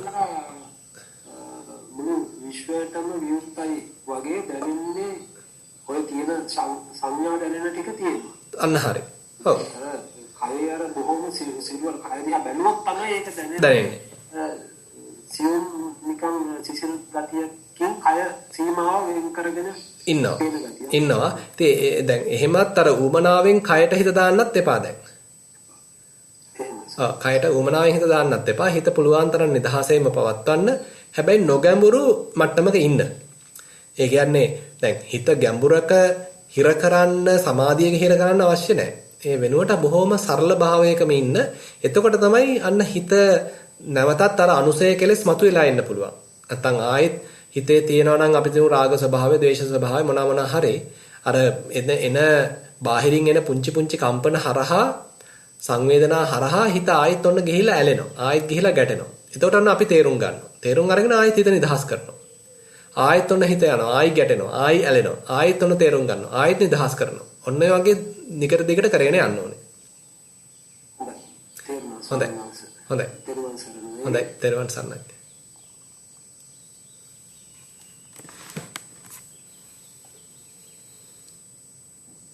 තව ප්‍රශ්න ඉදිරිපත් කරන්න තිබෙනවද? කවුරුවත් අතේසවීමක් කරේ නැහැ. ඔව් එහෙම එක්කෙනෙක් වුණා. චම්පිකා සිරිවර්ධන ඔබගේ ප්‍රශ්න ඉදිරිපත් කරන්න. තෙරුවන් සරණයි ස්වාමීන් වහන්සේ. හොඳයි. තෙරුවන් සරණයි. ස්වාමීන් වහන්සේ මම දැන් දිගු කාලයක් භාවනා වැඩසටහනට සම්බන්ධ වෙලා හිටියේ. අර 23 දැන් පස්සේ නම් සම්බන්ධ වුණේ නැහැ මොකක්ද දුන්නා නිසා. නමුත් මම මේ තෙක්ම සතිමත් සක්මන විදියට සක්මන කරා ස්වාමීන් වහන්සේ පැයකමාරක් විතර ගොඩාක් දුර. ඉතින් ස්වාමීන් වහන්සේ මට මේ දවස් 10ම වගේ තේරුනේ හිතේ අර තිබුණු එකලස් භාවය නැති වෙලා නිකන් වීමිටියක් බැඳලා තිබුණා නම් ඒක දැන් විසිරීලා ගිහිල්ලා. කොහොමදවත් සතිමත් භාවය කොහොමද අර සතිමත් භාවය කියන එක හොඳට දැනෙනවා. නමුත් හිත නම් ඒක පැන් වෙලා නැහැ. හිත විසිරීලා. විවිධ අරමුණු එනවා. හැබැයි දැන් මම යම් පොඩි ප්‍රමාණයක් පශ්චාත්තාපේ පසුතැවීමකට ලක් වෙනවා. හැබැයි ඒක ආයිම හිත හරි ගස්සගෙන මේ සිතේ පවතින මේ ස්වභාවය තමයි කියලා මේ වටහාගෙන නැවත මේ සක්මනේ යෙදෙනවා ස්වාමීන් වහන්සේ. පර්යංකයේ ඊට වඩා පොඩි අඩු වෙලාවක් තමයි වැඳුනේ. මට ස්වාමීන් වහන්සේ දැන් කොහොමද අර එක අරමුණක හිත පවත්වන්න අමාරු වෙලා. හැබැයි මම දැන් සක්මනේ යනවා නම් ස්වාමීන් වහන්සේ මට සක්මන ගැන තේරෙනවා, මගේ කය ගැන නොදෙනී යනවා. මම හොඳට සතිමත් භාවය කියන එක නැති වෙලා නැහැ. මේ දැන් ඒකන් දෙදා වැඩ කටයුතු කරනකොට තැම්පත් වෙච්ච ස්වභාවයක් තියෙනවා. එකලස් කරගන්න බෑ මට. මම හැබැයි උත්සාහ ගත්තෙත් මෙහෙම එකලස් කරන්න කියලා දැන්. ඔව් කමක් නැහැ. ඒ කියන්නේ ඕක හැබැයි ටිකක් කාලයක් ওই විදිහට යන්න වෙනවා. ඒ කියන්නේ හිතේ යම් කිසිය විසිරිච්ච භාවය Taman හැබැයි තේරුම් අරන් තියෙනවා. ඒකාග්‍රතාවයේ අඩු බවක් තේරුම් අරන් තියෙනවා. හිත හැබැයි ටික ටික ඒ කියන්නේ ඒකට ඒ විසිරිච්ච බවට හිත කතන්දර ගොතන බවට ප්‍රපංච කරන බවට අනුග්‍රහ නොකර දිගට යන්න හැබැයි. එතකොට යම් අවස්ථාවක දැන් මෙහෙම මට කියන්න පුළුවන්. දැන් අපේ හිතේ තියෙන ඇතුළත කතාවට හිතේ තියෙන විසිරිච්ච බවට දිගට යන්න වෙන්නේ අපි ඕකට අනුග්‍රහ කළොත්. අපි ඒකට උල්පන්දම් දුන්නොත් තමයි ඒක දිගට යන්නේ. හැබැයි අපි ඒක නැවත නැවත තේරුම් ගන්නවා. නැවත නැවත තේරුම් ගනිමින් අපි ඒකට අනුග්‍රහ නොකර ඉන්නවා. ඉතින් එහෙම අනුග්‍රහ නොකර ඉන්න යම් කාලයක් ගත වේවි. හැබැයි කාලයක් ගත වීමේදී ඒ සිතුවිලි යන දුර ප්‍රමාණය අඩු වෙන්න ගන්නවා. හිතන්න දැන් ඉස්සෙල්ලා ඔන්න හිතේ සිතුවිල්ලක් පහළ වුණා. ඒක ගියා ඔන්න විනාඩි 4ක් 5ක් තිස්සේ ඒක දිගහැරලා ගියා. හැබැයි අපි තේරුම් ගත්තට පස්සේ ඔන්න ටිකක් යන්තම් ඔන්න විනාඩි 4න් 5න් ඕක නතර වුණා. ඊට පස්සේ ඔන්න ආයෙත් දැන් අපි මේකම කරගෙන යන්නේ. ඊට පස්සේ ඊළඟ මට්ටමේදී ඔන්න විනාඩි 3න් විතර ඕක අවසන් වෙනවා. ඊට පස්සේ ඔන්න විනාඩි 2න් විතර අවසන් වෙනවා. ඊට විනාඩියෙන් විතර අවසන් වෙනවා. ඔන්න තප්පර අපි තුමු 30න් අවසන් වෙනවා. ඔය කියන්නේ අර කතාව ගෙතෙන ප්‍රමාණය අඩුයි කියන එකනේ. ඔව් සිතුවිලි දුවන දුර ප්‍රමාණය අඩු වෙනවා. ඉතින් යම් අවස්ථාවකදී ඔය දේ අපේ ක්‍රමානුකූලව කරනවා නම් එතකොට ඒ සිතුවිලි දුවන දුර ප්‍රමාණය අඩුවීම දිගට වෙලා හිත සම්පූර්ණයෙන්ම සිතුවිලි වලින් නිදහස් වෙන්න පුළුවන්. ඒ නිසා හැබැයි Taman කියන්නේ ලද අවස්ථාවේදී භාවනාව කරන්න හැබැයි මේක අමතක කරලා කරන්න බෑ. පරයන්කයක් කරන්න පුළුවන් වෙලාවෙදී ඒක කරන්න. සක්මනක් කරද්දී ඒ කටයුත්ත කරන්න පුළුවන් තරම් ඒ කියන්නේ හැම පැත්තෙම අනුග්‍රහ කිරීම Taman කරන්න ඕනේ හැබැයි. සෝනස මම ඒ කියන්නේ දැන් අවුරුදු 3ක් විතර එනවා මේ දුරස්ත වැඩසටහන් වලට දිගටම සම්බන්ධ වෙලා හිටිය ස්වාමීන් වහන්සේ. හැබැයි මේක මට 23 වෙනිදා වගේ පස්සේ තමයි මේ අත්දැකීම ලැබුණේ. හරි. ඒ කියන්නේ මට කොහොමදවත් මේ දැන් මම සක්මනට සතියෙන් යනවා සක්මන් කරනවා සතියෙන් ඒ වුණාට හිතේ ස්වාමීන් වහන්සේ මම කිව්වේ සිතුවිලි එනවා මම ඒවට අනුග්‍රහ කරන්නේ නැහැ එකකටවත් මම ඒවා බලාගෙන ඉන්නවා. හැබැයි මම දැනගත්ත ස්වාමීන් වහන්සේ ඔබ වහන්සේලා දේශනා කරන නිසා කියන්නේ සිත හැම වෙලාවෙම එකම තැනකට රැඳෙන්නේ නැහැ විසිරීලාත් යනවානේ. ඒක මට විසිරිච්ච හිතක් දකින්න පුළුවන් වෙන්නේ ඒක විදිහට ස්වාමීන් වහන්සේ මට එහෙම ස්වාමීන් වහන්සේ මට සිතුවිල්ල එහෙම ඇති වෙන එක පැන යන ආකාරය දැනෙනවා ස්වාමීන් වහන්සේ. හැබැයි අරමුණක රැඳෙන්නේ නැති එක විතරයි ඒකට කමක් නැහැ. ඒකට කමක් නැහැ. එක අරමුණක රැඳෙන්නේ නැති වුණාට කමක් නැහැ. දැන් අපිට විපස්සනාවේදී එක අරමුණක් ගන්නවා කියලා නීතියක් නැහැ. ඒ මතුවෙන අරමුණේ යථා ස්වභාවය තේරුම් ගැනීමයි තියෙන්නේ. දැන් සිතේම වුණත් ඒ විවිධ සිතුවිලි පහළ වෙනවා. හැබැයි හැම සිතුවිල්ලකටම පොදු ලක්ෂණයක් තියෙනවා. ඒක සිතුවිල්ලක් පහළ වුණා, ඒක ආවා, ඔන්න සුළු මොහොතකින් එයා ගියා. ඔන්න ආයෙ තව සිතුවිල්ලක් ආවා, ආයෙ පොඩ්ඩක් එයා මූණ පෙන්න, ඔන්න ආයෙ එයාත් ගියා. තව එක්කෙනෙක් ආවා, එයාත් මූණ පෙන්න, ඔන්න එයාත් ගියා. ඔන්න එන යන ආකාරය දකිමින් වාසය කරන්න. පැහැදිලි වුණා ස්වාමීන් වහන්සේ පින් සිද්ධ වෙනවා ස්වාමීන් වහන්සේ වාසයට තෙරුවන් සරණයි. හොඳයි තෙරුවන් සරණයි. දිලිනි ආල්විස් අතැස්වීමක් කර තිබෙනවා ඔබගේ පැන ඉදිරිපත් කරන්න දිලිනි. තෙරුවන් සරණයි ස්වාමීන් වහන්සේ. මම ගිය සිකුරාදා මගේ අත්දැකීමක් කියන්නයි වහන්සේට කතා කරේ. මම මේ දවස් 10ම සිඩ්නි කැන්බරා රිට්‍රීට් වලට සම්බන්ධ වෙලා දවසට සක්මන් දෙකක් හරි පරයන්ක දෙකක් හරි කරා. මේ එතකොට සක්මනේදී ඇත්තටම පැය භාගයක් විතර යනකොට කය ඇවිදින විදිය බලාගෙන ඉන්න පුළුවන්. පරයන්කේදී එදා මම සිකුරාදා කරේ. මොකද හැමදාම ගොඩ වෙලාවට මම පරයන්කේදී වේදනාවෙන් හින්දා මම පරයන්කෙන් නැගිටලා යනවා. ඒ වුණාට ගිය සිකුරාදා මම ඊට ඉස්සෙල්ලා දවස් දෙක තුනක ඉඳලා මම මේ වේදනාව දිහා සෑහෙන්න ඇතුළට බලා හිටියාම වහන්සේ කියලා තියෙන විදියට ඒක ඇතුළට ගිහලා බලුවම ඇත්තට මේකේ ඒක තියක් නැහැ කියලා දැන ඇතිවීමක් නැතිවීමක් විතරයි. ඒක මේක වේදනාව දිහා වෙන පැත්ත වෙන තැනකින් ඉඳලා බලුවාම නැති තැනකින් ඉඳලා බලුවාම ඒක නැති වෙන යන බවක් දැක්කා. ඊට පස්සේ සිකුරාදා මම ඒක දිහා බලා ඉන්නකොට වේදනාවත් එක්ක මගේ කියන්නේ ප්‍රෙෂර් පියුමක් දෙනවා. ඒ ආස්තෙම මට හුස්ම රැල්ලක් දෙනවා. ඊට පස්සේ අර හිත තියෙන්නේ හරිම නිස්කලංක තැනක. හැබැයි ඔක්කොම තියෙනවා. හරිම තියුර සතියක් තියෙනවා. ඒ වගේම ඔක්කොම ඇක්ටිව් ප්‍රසන්ට් එකේ හොඳට ඇක්ටිව්ලි තියෙනවා. මම හොඳට ඒක දිහා බලා ඉන්නවා. ඊට පස්සේ එහෙම ඉන්නකොට ස්වාමීන් වහන්සේ එකපාරටම හුස්ම රැල්ලක් ඇවිල්ලා ඒකත් එක්කම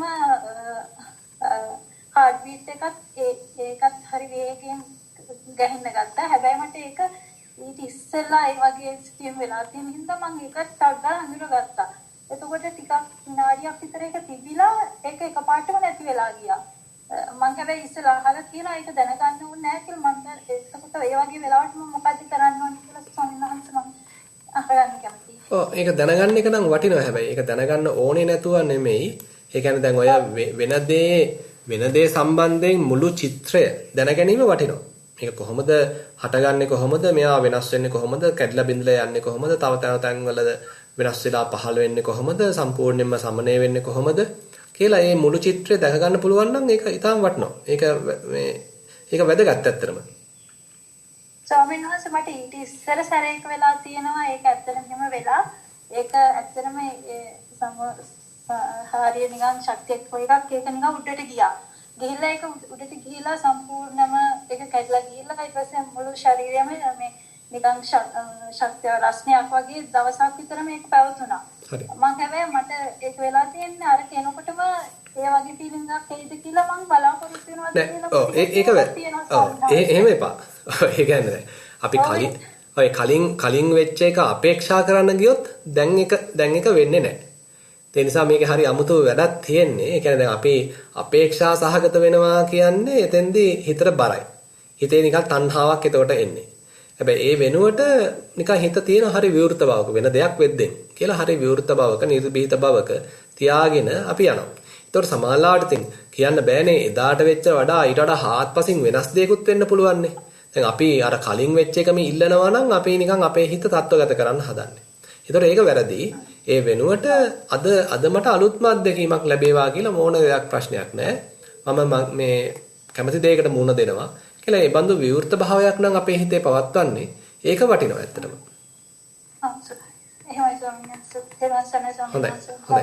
හොඳයි. දරුවන් සන්නයි. චමින්ද ඔබට අවස්ථාව ලැබෙනවා.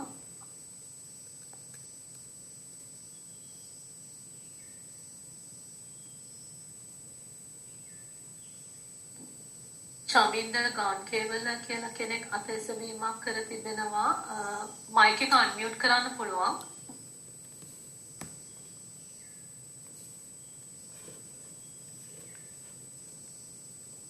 තෙරුවන් සරණයි ස්වාමීන් වහන්සේ. ඔව් තෙරුවන් සරණයි.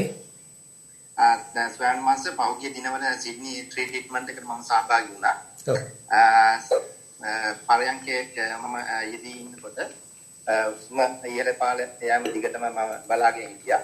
කොහොම බලන් ඉන්නකොට උස්ම සංසිඳීමකට ලක් වුණා. ඊට පස්සේ උස්ම ගැන අරුණක් ගැනීමට නොහැකි හින්දා වේදනාව කෙරෙහි අරුණක් ගත්තා. ශරීරයේ තියෙන වේදනාව හෝ ශරීරයේ බල නිසා ඇතිවුණු ආසනයේ මත ඇතිවුණු පීඩනය පිළිබඳ අරමුණු කරගෙන භාවනාව වැඩිගෙන ගියා. ඊට පස්සේ ආයි දෙම හුස්ම ඉහළ පාල වැටීම දැනුණා. ඊට පස්සේ ඒ කෙරෙහි ආය නැවත හිත යොමු කරා. මගේ ප්‍රශ්නේ ඇවිල්ලා ප්‍රශ්න දෙකක් තියෙනවා හඳුරන්නේ. එකක් ඇවිල්ලා මේ කරන් යන ක්‍රමයේ නිවැරදිද? අනික හඳුරන්නේ පරයන්කේ වඩනකොට ධර්මානුපස්සනාව කොහොමද වඩන්නේ කියන එක. හරි. ඒ කියන්නේ දැන් ඔතෙන්දී ආනාපානයේ සියුම් වුණාට පස්සේ දැන් අපිට ආනාපානයේම වෙනත් දෘෂ්ටි කෝණයකින් බලන්න පුළුවන් නම් හොඳයි. ඒ කියන්නේ ධාතු මොහුනුවරකින් ඒ දිහා බලන්න පුළුවන් නම් කියන්නේ මෙතන තියෙන නිකන් ඇතිල්ලෙන ගතියක්, මෙතන තියෙන ස්පර්ශයක්, මේ ස්පර්ශයේ ඇතිවීමක් නැතිවීමක් තියෙනවා. නැත්නම් මෙතන තියෙන උණුසුමක් සිසිලක්, මේ උණුසුමේ සිසිලසේ ඇතිවීමක් නැතිවීමක් තියෙනවා. එහෙම නැත්නම් මෙතන තියෙන කම්පන වෙන ස්වභාවයක්, මේ කම්පනයේ ඇතිවීමක් නැතිවීමක් තියෙනවා කියලා අපිට අර සියුම් අරමුණේ විපස්සනා ඇහැකින් බලන්න පුළුවන් නම් ඒක වඩා හොඳයි. ඒක පැත්තක්. හිතන්න ඒක අපිට එච්චර අහුන්නේ නැහැ. හැබැයි ඒ වෙනුවට කයේ යම් සංවේදනා දැන් පහළ වෙලා තියෙනවා කියලා. ඒතර ඒ සංවේදනාවල අපි යථා ස්වභාවය බලන්න උත්සාහ කරනවා. මේගොල්ලෝ කොහොමද වෙනස් වෙන්නේ? මේගොල්ලෝ කොහොමද හටගන්නේ? කියලා අන්න ඒ සංවේදනාවල මේ தත්ත්වය බලන්න උත්සාහ කරනවා. ඒ කියන්නේ ඇත්තටම මෙතනදී වෙන්නේ අපි තුල ප්‍රඥාවක් දියුණු වෙන්න අවශ්‍යයි. මේ ප්‍රඥාව අපිට දියුණු කර ගැනීම සඳහා ඕනම අරමුණක් පාවිච්චි කරන්න පුළුවන්. ඒතර ඒක ආනාපානයේ වුණත් එකයි, පිම්බීමක් හැකිලීමක් වුණත් එකයි, නැත්නම් කයේ පහළ වෙච්ච වෙන වේදනාවක් වුණත් එකයි, කයේ පහළ වෙච්ච වෙන කුඩා ප්‍රමාණයේ පුංචි වෙන සංවේදනාවක් වුණත් එකයි. ගැටලුවක් නැහැ. ඊට පස්සේ දැන් මහත්යක් කරලා තියෙන්නේ ඉතින් අන්න ඒ වගේ දෙයක් ආනාපානයේ හිටියා. හැබැයි ඊට පස්සේ ඒකට වෙනුවට වෙන දෙයක් අහුණා. ඒක දිහා බලන්න ගත්තා. තමන් හොඳට හැබැයි සතියක් තුළ පිහිටගෙන තමයි ඒක බැලුවේ. ඉතින් එතකොට වැරද්දක් නැහැ. ඒ කියන්නේ දැන් අපි ප්‍රඥාව දියුණු කරන්න කියලා තනි අරමුණම බැලිය යුතුයි කියලා නියමයක් නැහැ. ඔව් ඒක හරි. ඔව්. ඒ කරගෙන යන විදිහට කරගෙන යනවා. ඔව් ගැටලුවක් නැහැ. ඔව්. දෙවෙනි ප්‍රශ්නය ස්වාමීන් වහන්සේ මේ පරයන්කේ වඩනකොට ඉන්නකොට ධර්මානුපස්සනාව කොයි විදිහටද වඩන්නේ? ධම්මානුපස්සනාවට ඒ වික්‍රමානුකූලව. ඒ කියන්නේ දැන් අපි දැන් ඔය ඉන්න මට්ටමේදී ධම්මානුපස්සනාව ගැන හිතන්න ගියොත් ඒක විතර්කයක් බවට පත් වෙනවා. ඒක නිකන් අර භාවනාවට බාධාවක් වෙන්න පුළුවන්. අපි ක්‍රමානුකූලව කායानुපස්සනාව වඩ아가ගෙන යනකොට ඉබේටම වගේ හිත වැටෙනවා වේදනානුපස්සනාව. ඉබේටම වගේ හිත වැටෙනවා චිත්තානුපස්සනාවට. ඊට පස්සේ ඉබේටම වගේ ධම්මානුපස්සනාවට වැටෙනවා. මේක නිකන් හිතන්න ක්‍රමානුකූලව නගින ඉනිමගක් කියලා. අපිට ඉනිමගේ උඩම එක අල්ලන්න බැහැනේ යට එක පහු කරගෙන යන්නේ නැතුව. අපි හැබැයි යට එකේ පොඩ පියවරෙන් පියවර උඩට යනකොට නොදැනුවත්වම උඩේකට ඇවිල්ලා අපි. ඒ වගේ ගතියක් තමයි භාවනාවේදීත් තියෙන්නේ. අපි ක්‍රමානුකූලව දැන් ඉන්න මට්ටමින් උපරිමයෙන් කරගෙන යනවා. නොදැනුවත්වම ඊට පස්සේ ඊළඟ මට්ටම් වලට අපිව ගෙන එනවා. ඒක තමයි මේ ධහමේ තියෙන ඕපනයික ගුණය කියලා කියන්නේ. අපි ධහම ප්‍රගුණ කරනවා. ඒ ප්‍රගුණ කිරීම හරහා ඊළඟ මට්ටමට අපිව උපනයනය කිරීමක් කරනවා. ඔසවා තැබීමක් කරනවා. ඒ කියන්නේ චිත්තානුපස්සනාව ධම්මානුපස්සනාව ඊළඟ පියවර විදිහට ඒ වැඩෙනවා කියන එක තමයි කියන්නේ. අනිවාර්යෙන්. ඒ ඉබේ මේ මට්ටමට මහත්යාවම ඒවි. මහත්යා කියනට වඩා මහත්යාගේ හිත දැන් ඔය කායानुපස්සනාවේ නිරත වෙන්න ඔය තුල හිත බහුලීකృత වෙන්න ඒ අවශ්‍ය කරන ಗುಣධර්ම නැත්නම් ඒ අවශ්‍ය කරන හැකියාවන් ප්‍රගුණ වෙවි ඊට වඩා සියුම් මට්ටම් වලට හිත දිහා නිකන් ඉබේ බැලෙන මට්ටමටපත් වෙනවා. ඒක ඉබේ වෙන්න ගනිවි. ඉතින් කලබල වෙන්න එපා. මේක වෙන්න ඉඩ දෙන්න. ක්‍රමානුකූලව යන්න ඉඩ දෙන්න වැඩේට. කියන්නේ අපි ඕක එකපාරට නිකන් මෙයාව කලබල කරලා ඊළඟ පියවරේ මෙයාව ගිනිහිල්ලා බලෙන් තියන්න ගියොත් ඒක අසාර්ථකයි. හරි ස්වාමීනි මාසි තේරුම් ගන්න. තේරුම් ගන්න. ශාලිකා ඔබගේ ප්‍රශ්න ඉදිරිපත් කරන්න. අවසරයි ස්වාමීන් වහන්සේ. ඔව්. මට ඇත්තටම තියෙන පොඩි ධර්ම ගැටලුවක්. මේ ධාතු මනසිකාරය ගැන. දැන් මේ කවුරුරි යෝගාවචරයේ කියනවා නම් ධාතු මනසිකාරයේ වර්ධනයේ ඒක වඩන කෙනෙක් කෙනෙකු හැම දෙයක්ම වගේ ධාතුන් හැටියට දකින්න පටන් ගන්නවා. කොහොම යනකොට ඒ වගේ කෙනෙක්ගේ දැන් සමාලාට දැන් ඔක මම අහලා තියෙනවා දැන් ඔය දැන් අපි මව පියා කියන එකත් ධාතු හැටියට ඕක දකින්න ගියොත් ඒ කෙනා මිත්‍යා දෘෂ්ටියක් වර්ධනය කරන්න පුළුවන් නේද ධාතු මනසිකාරය තුල? නෑ මව පියා කියන එක බැහැර වෙන්න ඕනේ. කියන්නේ මව පියා ධාතු වශයෙන් දකින්නවා කියනකට වඩා දැන් අපි ඉස්සෙල්ලා පටන් ගන්නෙ අපේ කයමනේ පාවිච්චි කරන්නේ. දැන් ඒ අපේ කයම වුණත් අපි දැන් හිත තත්වගත කරනවා කියන එක නෙමෙයි මේ. දැන් හිත අපිට මෙහෙම කරන්න පුළුවන් නේ. භාවනාවක් කරනවා කියලා හිතාගෙන අපි හිතට නිකන් පොවනවා මේ තියෙන ධාතු හතරක් මේ තියෙන ධාතු හතරක් මේ තියෙන ධාතු හතරක් මෙතන සත්වයක් නෑ මෙතන පුජ්‍යලයක් නෑ මේ තියෙන ධාතු හතරක් මේ තියෙන ධාතු හතරක් කියලා නිකන් හිතට පොවන්න යනවා. ඒකට හිත කන්ඩිෂන් කිරීමක් හිත තත්ත්වගත කිරීමක්. ඒක නිවැරදි නෑ. ඒ වෙනුවට අපි මේ ධාතු ලක්ෂණ අපිට දැනෙන්න ඕනේ. ඒකයි අර මම මේ ධාතු මනසිකාරයේ විස්තර කරද්දී කිව්වේ ඒ කියන්නේ මේ ධාතු ලක්ෂණ මොනවද කියලා ඉස්සෙල්ලා පොඩ්ඩක් අපි හඳුනා ගන්න ඕනේ ධාතුන්ගේ ලක්ෂණ මොනවද? උදාහරණයක් වශයෙන් කියනවා අපි ඔන්න පඨවි ධාතුවේ තද ගති, මෘදු ගති, රළු ගති, සිනිඳු ගති, බර ගති, සැහැල්ලු ගති. ඊළඟට අපි දුව වායෝ ධාතුවේ නම් ඔන්න චලනය වෙන ස්වභාවය. තේජෝ ධාතුවේ නම් උණුසුම් සිසිල් ගති. දැන් ඔන්න අපි අහලා තියෙනවනේ දැන් ඕක. දැන් අපිට පුළුවන් අපේ කයේ මේ ලක්ෂණ තියෙනවද කියන එක අපි හඳුනා ගන්න ඕනේ. ඉතින් එතෙන්ට තමයි අපිට සමාහිත හිතක් අවශ්‍ය වෙන්නේ. හිතේ යම් ඒකාග්‍රතාවයක් අවශ්‍ය වෙන්නේ. ඒ බඳු ඒකාග්‍රතාවයක් පවත්වමින් මේ කය නිරීක්ෂණය කරන්න ඉබේටම මේ කයේ තියෙන ධාතු ලක්ෂණ ප්‍රකට වෙන්න පටන් ගන්නවා. එහෙම නැතුව අපි බලෙන් මේක ධාතු කරනව නෙමෙයි. අත්‍යවශ්‍ය සම්මාසික බලෙන් කරන එකක් නෙමෙයි මගේ තියෙන ඒ ප්‍රශ්නේ වනේ මොකද ඕක හිතාගෙන යනකොට කරගෙන යන කෙනෙක් මම කියන්නේ මුලදී මේ ඉන්න කෙනෙක් නෙමෙයි සෑහෙන දුරක් යනකොට ඊට පස්සේ අතර රස්නයක් දැනකොට ඒක ටක් ගාලා ඒක මේ තේජෝ ඔහොම කියලා දැනෙන්න පටන් ගන්නවා. එහෙම පටන් ගන්න උග දිගටම කරන එක්කෙනෙක්ට මට හිතුනේ දැන් කොහොම යනකොට ඒ වගේ පැත්තකට යන්න පුළුවන් අවස්ථාවකුත් තියෙනවා. ධාතු හැටි දමන්න කිව්වොත් අමමුත් දැන් මවපියා කියන දේ නිකන් මවෙක් නෑ පියෙක් නෑ ඒකත් ධාතු ටිකක් කියලා යන්නත් පුළුවන් නේද කියන එක නිකන් වගේ ප්‍රශ්නයක් තමයි. ඒක තමයි. ඒක ක්‍රමානුකූලව වැඩෙනකොට ඒ හිතේ වමනා කරන අපි කියන්නේ නිකන් මැචියුරිටි එකක් යම්කිසි මෝරපු බත් ගතියක් හිතේ ඇති වෙන්න ඕනේ. ඒක නිකන් අර ලාමක මට්ටමක් නෙමෙයි. ඒක ක්‍රමානුකූලව දැන් මෙතන ඇතුළත තියෙන හුදු ධාතු සමූහයක්ය. මෙතන කෙනෙක් පුජ්‍යලයක් සත්වයක් මමෙක් මෙතන නැහැය. එහෙමනම් බාහිරේ තියෙන්නේ ඒ බඳුම ස්වභාවයක්ය. ඉතින් ඒක ඇත්තම සූත්‍ර දේශනාවල ඒ විදිහටම තියෙනවා. ඒ කියන්නේ මේ මොකක්ද ඒකට කියන්නේ මෙතන තියෙන්නේ පඨවි ධාතු සමූහයක් එළියේ තියෙන්නේ පඨවි ධාතු සමූහයක්. මෙතන තියෙන්නේ ආපෝ ධාතු සමූහයක් එළියේ තියෙන්නේ ආපෝ ධාතු සමූහයක්. ඔය විදිහට බුදුරජාන් වහන්සේ පෙන්නනවා ඒ කියන්නේ දැන් ඔය සත්පුද්ගල සංඥාව අපෙන් බැහැර වෙනවා කියන එක වේවි. එතකොට හිතන්න දැන් එතෙන්දී දැන් අපි ඔතන අන්තගාමී දෘෂ්ටියකට ගියොත් තමයි එතකොට දැන් ඔන්න අපි හිතන්නේ දැන් එතකොට හිටිය තාත්තත් නැහැ අම්මත් නැහැ දැන් ඔක්කොම ධාතු වෙලා දැන් මෙයාට නිකන් පිස්සු වගේනේ කියලා. ඉතින් ඒක එකාතකින් බලන්න වෙන්නේ නිකන් අර දැන් මෙහෙම කේත හැකි. හිතන්න දැන් ඉස්ගෙඩියක් ඉන්නවා වතුරක. දැන් මේ ඉස්ගෙඩියා හැමදාම ඉතින් එහෙම ඉන්නේ නැහනේ. ඌ කවදා හරි ලොකු වෙලා ගෙම්බෙක් බවට පත් වෙලා ඔන්න ඌ යම් දවසක මේ වතුරෙන් එළියට පැනලා එනවා. එතකොට එයා ගොඩබිමට අඳුර ගන්නවා. හැබැයි ගොඩබිම අඳුනගත්තා කියලා එයාට ඉතින් ආයිත් ඕනනම් වතුරට යන්න බැරි කමක් නැහැ.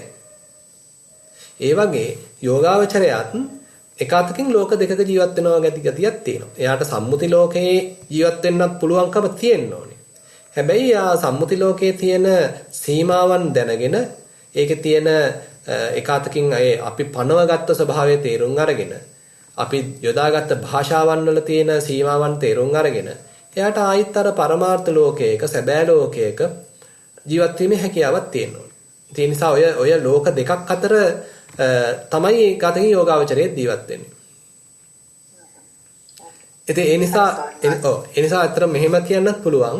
ඒ නිසා ඇතම් යෝගාවචරයේකට ඔය தත්ත්වය දරන්න අමාරු වෙන අවස්ථාවක් නැතුව නෙමෙයි. ඒක තමයි ටික ටික කරන්න කියලා කියන්නේ. මේක දැන් හිතන්න අපිට බෙහෙතක් දෙනවා. ඉතින් අපි මේ බෙහෙතෙන් සුව වෙනව බව දන්නවා. හැබැයි අපි මේ බෙහෙත් ටික ඔක්කොම එක දවසේ බිව්වොත් එහෙම ඒ නිසා අජීර්ණ වෙන්න පුළුවන්. බෙහෙත නිසා ලෙඩක් හැදෙන්න පුළුවන්. හැබැයි බෙහෙතේ මාත්‍රාව දැනගෙන අපි ක්‍රමානුකූලව මේ බෙහෙත ගන්නවා නම් දවසට ඔන්න උදේ හවස ගන්න කියලා තියෙනවා. ඔන්න උදේ හවස ගත්තා. ආයෙත් ඔන්න හෙටත් උදේ හවස ගත්තා. හිතන්න මේ බෙහෙත ගන්න තිබුණේ මාස 6ක් තිස්සේ කියලා. එතකොට මේ මාස 6 තිස්සේම මේ පොඩ යාව සූපත් කරන්නේ. අන්න ඒ වගේමයි භාවනාව. භාවනාවේදීත් අපි මේක මේ ප්‍රමාණය ඉක්මවා ගන්න ගියොත් මේකේ මේ සමබරතාවය බෙදෙන්න පුළුවන්. අපි මේ දවසට දාගත්ත කාල පරිච්ඡේදය පොඩ්ඩක් පුහුණු කරලා දෙනවා. ඊළඟ දවසෙත් පොඩ්ඩක් පුහුණු කරලා දෙනවා. ඊළඟ දවසෙත් ක්‍රමානුකූලව පුහුණු කරනවා. අන්න ඒ වගේ ක්‍රමානුකූලව වැඩෙන මාර්ගයක තමයි අපි යන්න තියෙන්නේ. කලබල වෙලා අපි කරන්න ගියොත් අර ඔයගේ පැටලිලි වෙන්න පුළුවන්. ක්‍රමානුකූලව වැඩෙනකොට හිතේ යම්කිසි පරිණත වීමක්, මුහුකුරා යාමක්, මේක දරන්න පුළුවන් කමක් ඇති වෙන්න ඕනේ. ඒ වගේම සුතමේ ඥානයකිනුත් යම්කිසි අනුග්‍රහයක් ලැබෙන්න ඕනේ. ඒ කියන්නේ දැන් අපි මේ ලබන අත්දැකීම සම්බන්ධයෙන් සුතමේ ඥානයකිනුත් එයාට කියලා දෙන්න ඕනේ. මෙන්න මේකයි දැන් ඔතන වෙන්නේ. ඔය ගැන බය වෙන්න එපා. මෙන්න මේ බඳු ගැඹුරක් ඔතන තියෙනවා. හැබැයි එයාට ඕන්ලාවට ආයිත් අර පරණ හිටිය තැනට යන්නත් පුළුවන් කියලා අර ඒ විශ්වාසය ඇති කරලා දෙන්න ඕනේ. ඒක සුතමේ ඥානය සෑහෙන දුරට මේ ප්‍රැක්ටිස් එකට හරිම වැදගත්. ඒකට අපිට කියන්නේ ඒක සංසන්දනය කරන්න පුළුවන්. මෙතෙන්දී නෑ මෙහෙම මෙතෙන්ට ආපුවම තමන්ව බේසිකලි නිකන් මේ තමන්ගේ සීමාව දැනගන්න. මම මෙතනින් එහාට යන්න බැරි. එහෙම සීමාවක් තමන්ට පනව ගන්න පුළුවන් ගන්නට ඒ කියන්නේ සුතමේ ඥානය අනිවාර්යයෙන්ම මේ ප්‍රැක්ටිස් එකත් එක්කම අවශ්‍යයි. ඔව් ඒක තමයි. බුදුහාඳුරේ ඒකයි අර අනුග්‍රහ පහක් පෙන්눔 කරන්නේ. සීලෙන් අනුග්‍රහ කරන්න කියනවා මේ කටයුත්ත කරගෙන යද්දී. ඊළඟට සුතමේ ඥානයකින් අනුග්‍රහ කරන්න කියනවා. බුදුරජාණන් වහන්සේගේ දේශනාවත් එක්ක ගලපලා තමන් යන පාර නිවැරදිද කියලා සංසන්දනය කරලා බලලා ඒ පැත්ත කරන්න කියනවා. ඊළඟට සාකච්ඡාවකින් අනුග්‍රහ කරන්න කියනවා. තමන්ගේ අත්දැකීම තවත් කවුරු හරි පොඩ්ඩක් කෙනෙක් එක්ක සාකච්ඡා කරලා සැක තියෙන තැන් දුරු කරගෙන යන්න කියනවා. ඊළඟට හිතේ ඒකාග්‍රතාවය පවත්වා ගැනීම සඳහා සමත අනුග්‍රහයක් කරන්න කියනවා. ඊළඟට ප්‍රඥාව දියුණු කරන එක විපස්සනා අනුග්‍රහයක් වශයෙන් දිගට කරන්න කියනවා. ඒ නිසා ඒකාතකින් මේ ගමනේදී ඔය ඔක්කොම ටික ලං කරගෙන අවස්ථානුකූලව හිතට ඒ වමනා කරන අනුග්‍රහයන් ලබා දෙමින් යනකොට අන්න අපිට ගැඹුරකට යන්න පුළුවන්. හොඳයි, තෙරුවන් සරණයි. ඊළඟ ප්‍රණය අරුණ මානතුංග ඉදිරිපත් කරන්න පුළුවන්. තෙරුවන් සරණයි ස්වාමීන් වහන්සේ. මේ දැන් මේ මොහොතකට ඉස්සෙල්ලා ශාලිකා මහත්මිය සමග පින්වතිය සමග ඇතිවෙච්ච කතා බහට යම් කිසි එකතු කිරීමක් කරන්න අවසරද? ඔව් කියන්න. ආර්ය අෂ්ටාංගික මාර්ගයේ යනකොට අපිට මුලින්ම දක්වන දෙයක් තමයි සම්මා දිට්ඨිය. ඒකේ ප්‍රභේද දෙකක් තියෙනවා. එතකොට ගිහි සම්මා දිට්ඨිය කියන්නේ මුල්ම තියෙන සම්මා දිට්ඨියේදී අපි ඉගෙන ගන්න දෙයක් තමයි ඒ වගේම අපිපත් වෙන මානසික තත්ත්වයක් තමයි මවෙක් නැත පියෙක් නැත කියන දේ නෙවෙයි මවෙක් ඇත පියෙක් ඇත කියන දේ අපි තුල තහවුරු වීමක් වෙනවා. එතකොට අපි නිවැරදි ආකාරයට මේ ආර්ය අෂ්ටාංගික මාර්ගය තුල ගමන් කරනවා නම් අර ස්වාමීන් වහන්සේගේ දේශනාවේදී මේ සම්බන්ධ අපූර්ව ඉඟි කීපයක් මුලදීම දුන්නා. අපි ඒ වගේම ශාලිකා අවසාන වශයෙන් තහවුරු කරගත්ත දේ එක්ක අපි ගමනේ යනකොට නැවත මේ කටයුතු යම් යම් අර කියපු ක්‍රම පහ භාවිතා කරමින් අපි නැවත ඒවා ස්ථායීගත කළ යුතුයි. ඒ වගේම අපූර්ව ගමනක් මේක තියෙන්නේ. ඒ නිසා අපි කෙසේවත් පසුබට වෙන්න අවශ්‍ය නැහැ. මම කියලා පුද්ගලයෙක් නැත කියන දේ පැහැදිලි වෙන්න මුර්ධු භාවයක් සමගයි ඒක ඇති වෙන්නේ නියම ආකාරයට අපි ආර්ය අෂ්ටාංගික මාර්ගය තුල යනවා. පෙරවන් සරණයි. ඔව් මේකට මට තව කරුණක් එකතු කරන්න පුළුවන්. දැන් ඇත්තටම දැන් බුදුරජාණන් වහන්සේට ආපු චෝදනාවක් තමයි මෙතන මේ ඉන්නා සත්වයේගේ උච්ඡේදයක්, විභවයක්, මරණයක් පනවනවා කියන ඇතම් කෙනෙක් චෝදනා කළා. නමුත් ඒක බුදුරජාණන් වහන්සේ ප්‍රතික්ෂේප කරනවා. මෙතන මේ ඉන්නා සත්වයක් නැහැ. මෙතන ඇවිල්ලා මේ අපි මනසින් හදාගත්ත සත්වයක් ඉන්නේ. අපි මනසෙන් ආරෝපණය කරගත්ත සත්වයක් ඉන්නේ. ආරෝපණය කරගත්ත මමෙක් ඉන්නේ. නමුත් ඉතින් අපිට ඒක දැනට අපේ තියෙන මට්ටම අනුව අපිට හිතෙන්නේ මේ මම ඉන්නවා. මගේ අම්මා ඉන්නවා. මගේ තාත්තා ඉන්නවා. කියලා ඒ බඳු මට්ටමකින් තමයි අපි හිතෙන්නේ. ඒ නිසා අරුණ මහත්තයා කිව්වා වගේ සම්මාදිට්ඨියේ මුල් මට්ටමේදී ලෞකික මට්ටමේදී අපි පිහිටනවා ඒ කම්මස්සගත සම්මාදිට්ඨිය.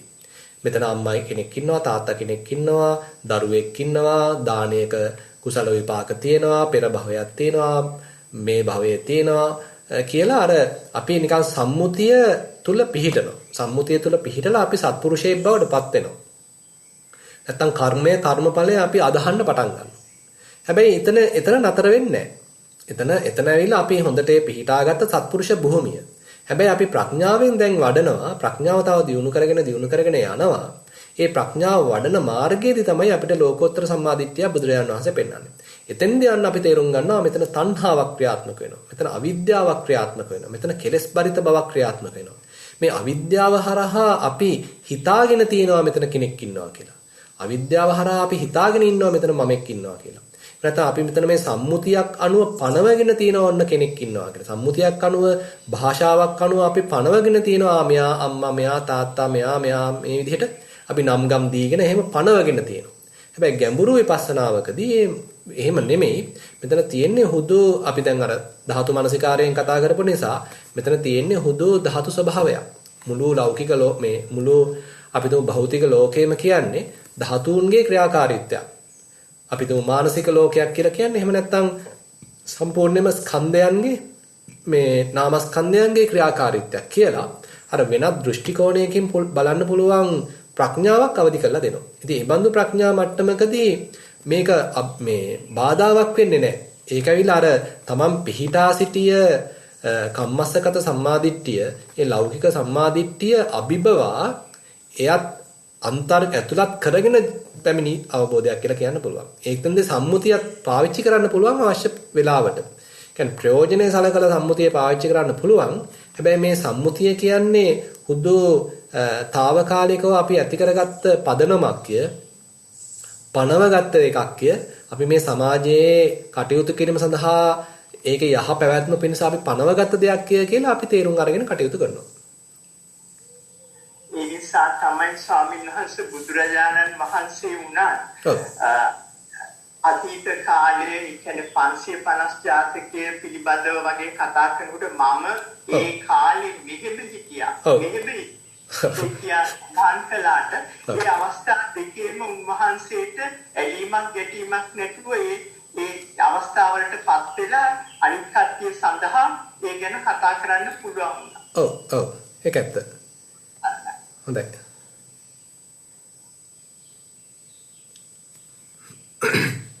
එතුමනයි ප්‍රශ්න ඉදිරිපත් කරලා තියෙන ගරු ස්වාමීන් වහන්සේ. හොඳයි. එහෙමනම් ඉතින් අද අපි මේ අලුත් වසරේ නව වසරේ ධර්ම දේශනාවකට අහුම්කන් දුන්නා, ධර්ම සාකච්ඡාවකටත් සහභාගී වුණා. ඉතින් ඒකාතකින් අපි අද ලෝකේ මුහුණ පාලා තියෙන විවිධාකාර ප්‍රශ්න ගැටලු සහගත ස්වභාවයන් ASCII අපි මේ දහමක් දියුණු කරගන්න උත්සාහන්ත වෙන පිරිසක් වශයෙන් ඉතින් අද මේ වසරේදී අපි පුළුවන් තරම් අපි මේ දහමට නැඹුරු වෙලා ආධ්‍යාත්මික දියුණුවක් ඇති කරගන්න අපි උත්සාහන්ත වෙමු. ඒ සඳහා ශක්තියක් අපි දියුණු කරගමු. මොකද ඒ බඳු ශක්තියක් අපි තුල දියුණු කරගත්තා නම් අපිට ලෝකේ පැමිණෙන විවිධාකාර දුක් දුම්නස් වලදී නැත්තම් විවිධාකාර අභියෝගවලදී නිර්භීතව කටයුතු කරන්න, නොසැලී කටයුතු කරන්න පුළුවන් හිතක් අපිට සකස් කරගන්න බුදුරජාණන් වහන්සේ පෙන්ලා දීලා තියෙනවා. ඒ නිසා මේ අවස්ථාවේදී ඉතින් අපි දියුණු කරගත්තු ධහම හරහා ශ්‍රවණය කරපු ධර්මය හරහා අපේ ධර්ම සාකච්ඡාව හරහා ඉතින් ඒ සඳහා යම්කිසි රුකුලක් ලැබේවා. මේ අලුත් වසරේදී පුළුවන් තරම් ධහමට නැඹුරු වෙලා ප්‍රතිපදාවක යෙදিলা කටයුතු කරන්න අප සියලු දෙනාටම අවස්ථාව සැලසේවා කියලා ඉතින් අපි ප්‍රාර්ථනා කරමු. අපි අද රැස් කරගත්තා වූ සියලුම කුසල් දෙවියන් ඥාතීන් සියලු ලෝකවාසීන් සමග බෙදාගමු. එත්තාවතාචාදී ගාථා සජ්ජායනා කරමු. එත්තාවතාච අම්හෙහි සම්බතං පුඤ්ඤ සම්පදං සබ්බේ දේවා අනුමෝදන්තු සබ්බ සම්පatti සිද්ධියා. එත්තාවතාච අම්හෙහි සම්බතං පුඤ්ඤ සම්පදං සබ්බේ භූතා අනුමෝදන්තු සබ්බ සම්පatti සිද්ධියා. එත්තාවතාච අම්හෙහි සම්බතං පුඤ්ඤ සම්පදං සබ්බේ සත්තා අනුමෝදන්තු සබ්බ සම්පatti සිද්ධියා. ආකාසට්ඨා ච බුම්මට්ඨා දේවානාගා මහිද්దికා පුඤ්ඤන්තං අනුමෝදිත්වා චිරං රක්ඛන්තු ශාසනං. ආකාසට්ඨා ච බුම්මට්ඨා දේවානාගා මහිද්దికා පුඤ්ඤන්තං අනුමෝදිත්වා චිරං රක්ඛන්තු දේශනං. ආකාසට්ඨා ච බුම්මට්ඨා දේවානාගා මහිද්దికා පුඤ්ඤන්තං අනුමෝදිත්වා චිරං රක්ඛන්තු මම් පරං. ඉදං වෝ ඥාතීනං හෝතු සුඛිතා හොන්තු ඥාතයෝ ඉදං වෝ ඥාතීනං හෝතු සුඛිතා හොන්තු ඥාතයෝ ඉදං වෝ ඥාතීනං හෝතු සුඛිතා හොන්තු ඥාතයෝ ඉමිනා පුඤ්ඤ කම්මේන මාමේ බාල සමාගමෝ සතං සමාගමෝ හෝතු යාව නිබ්බාන පත්තියා ඉමිනා පුඤ්ඤ කම්මේන මාමේ බාල සමාගමෝ සතං සමාගමෝ හෝතු යාව නිබ්බාන පත්තියා ඉමිනා පුඤ්ඤ කම්මේන මාමේ බාල සමාගමෝ සතං සමාගමෝ හෝතු යාව නිබ්බාන පත්තියා සාදු සාදු සාදු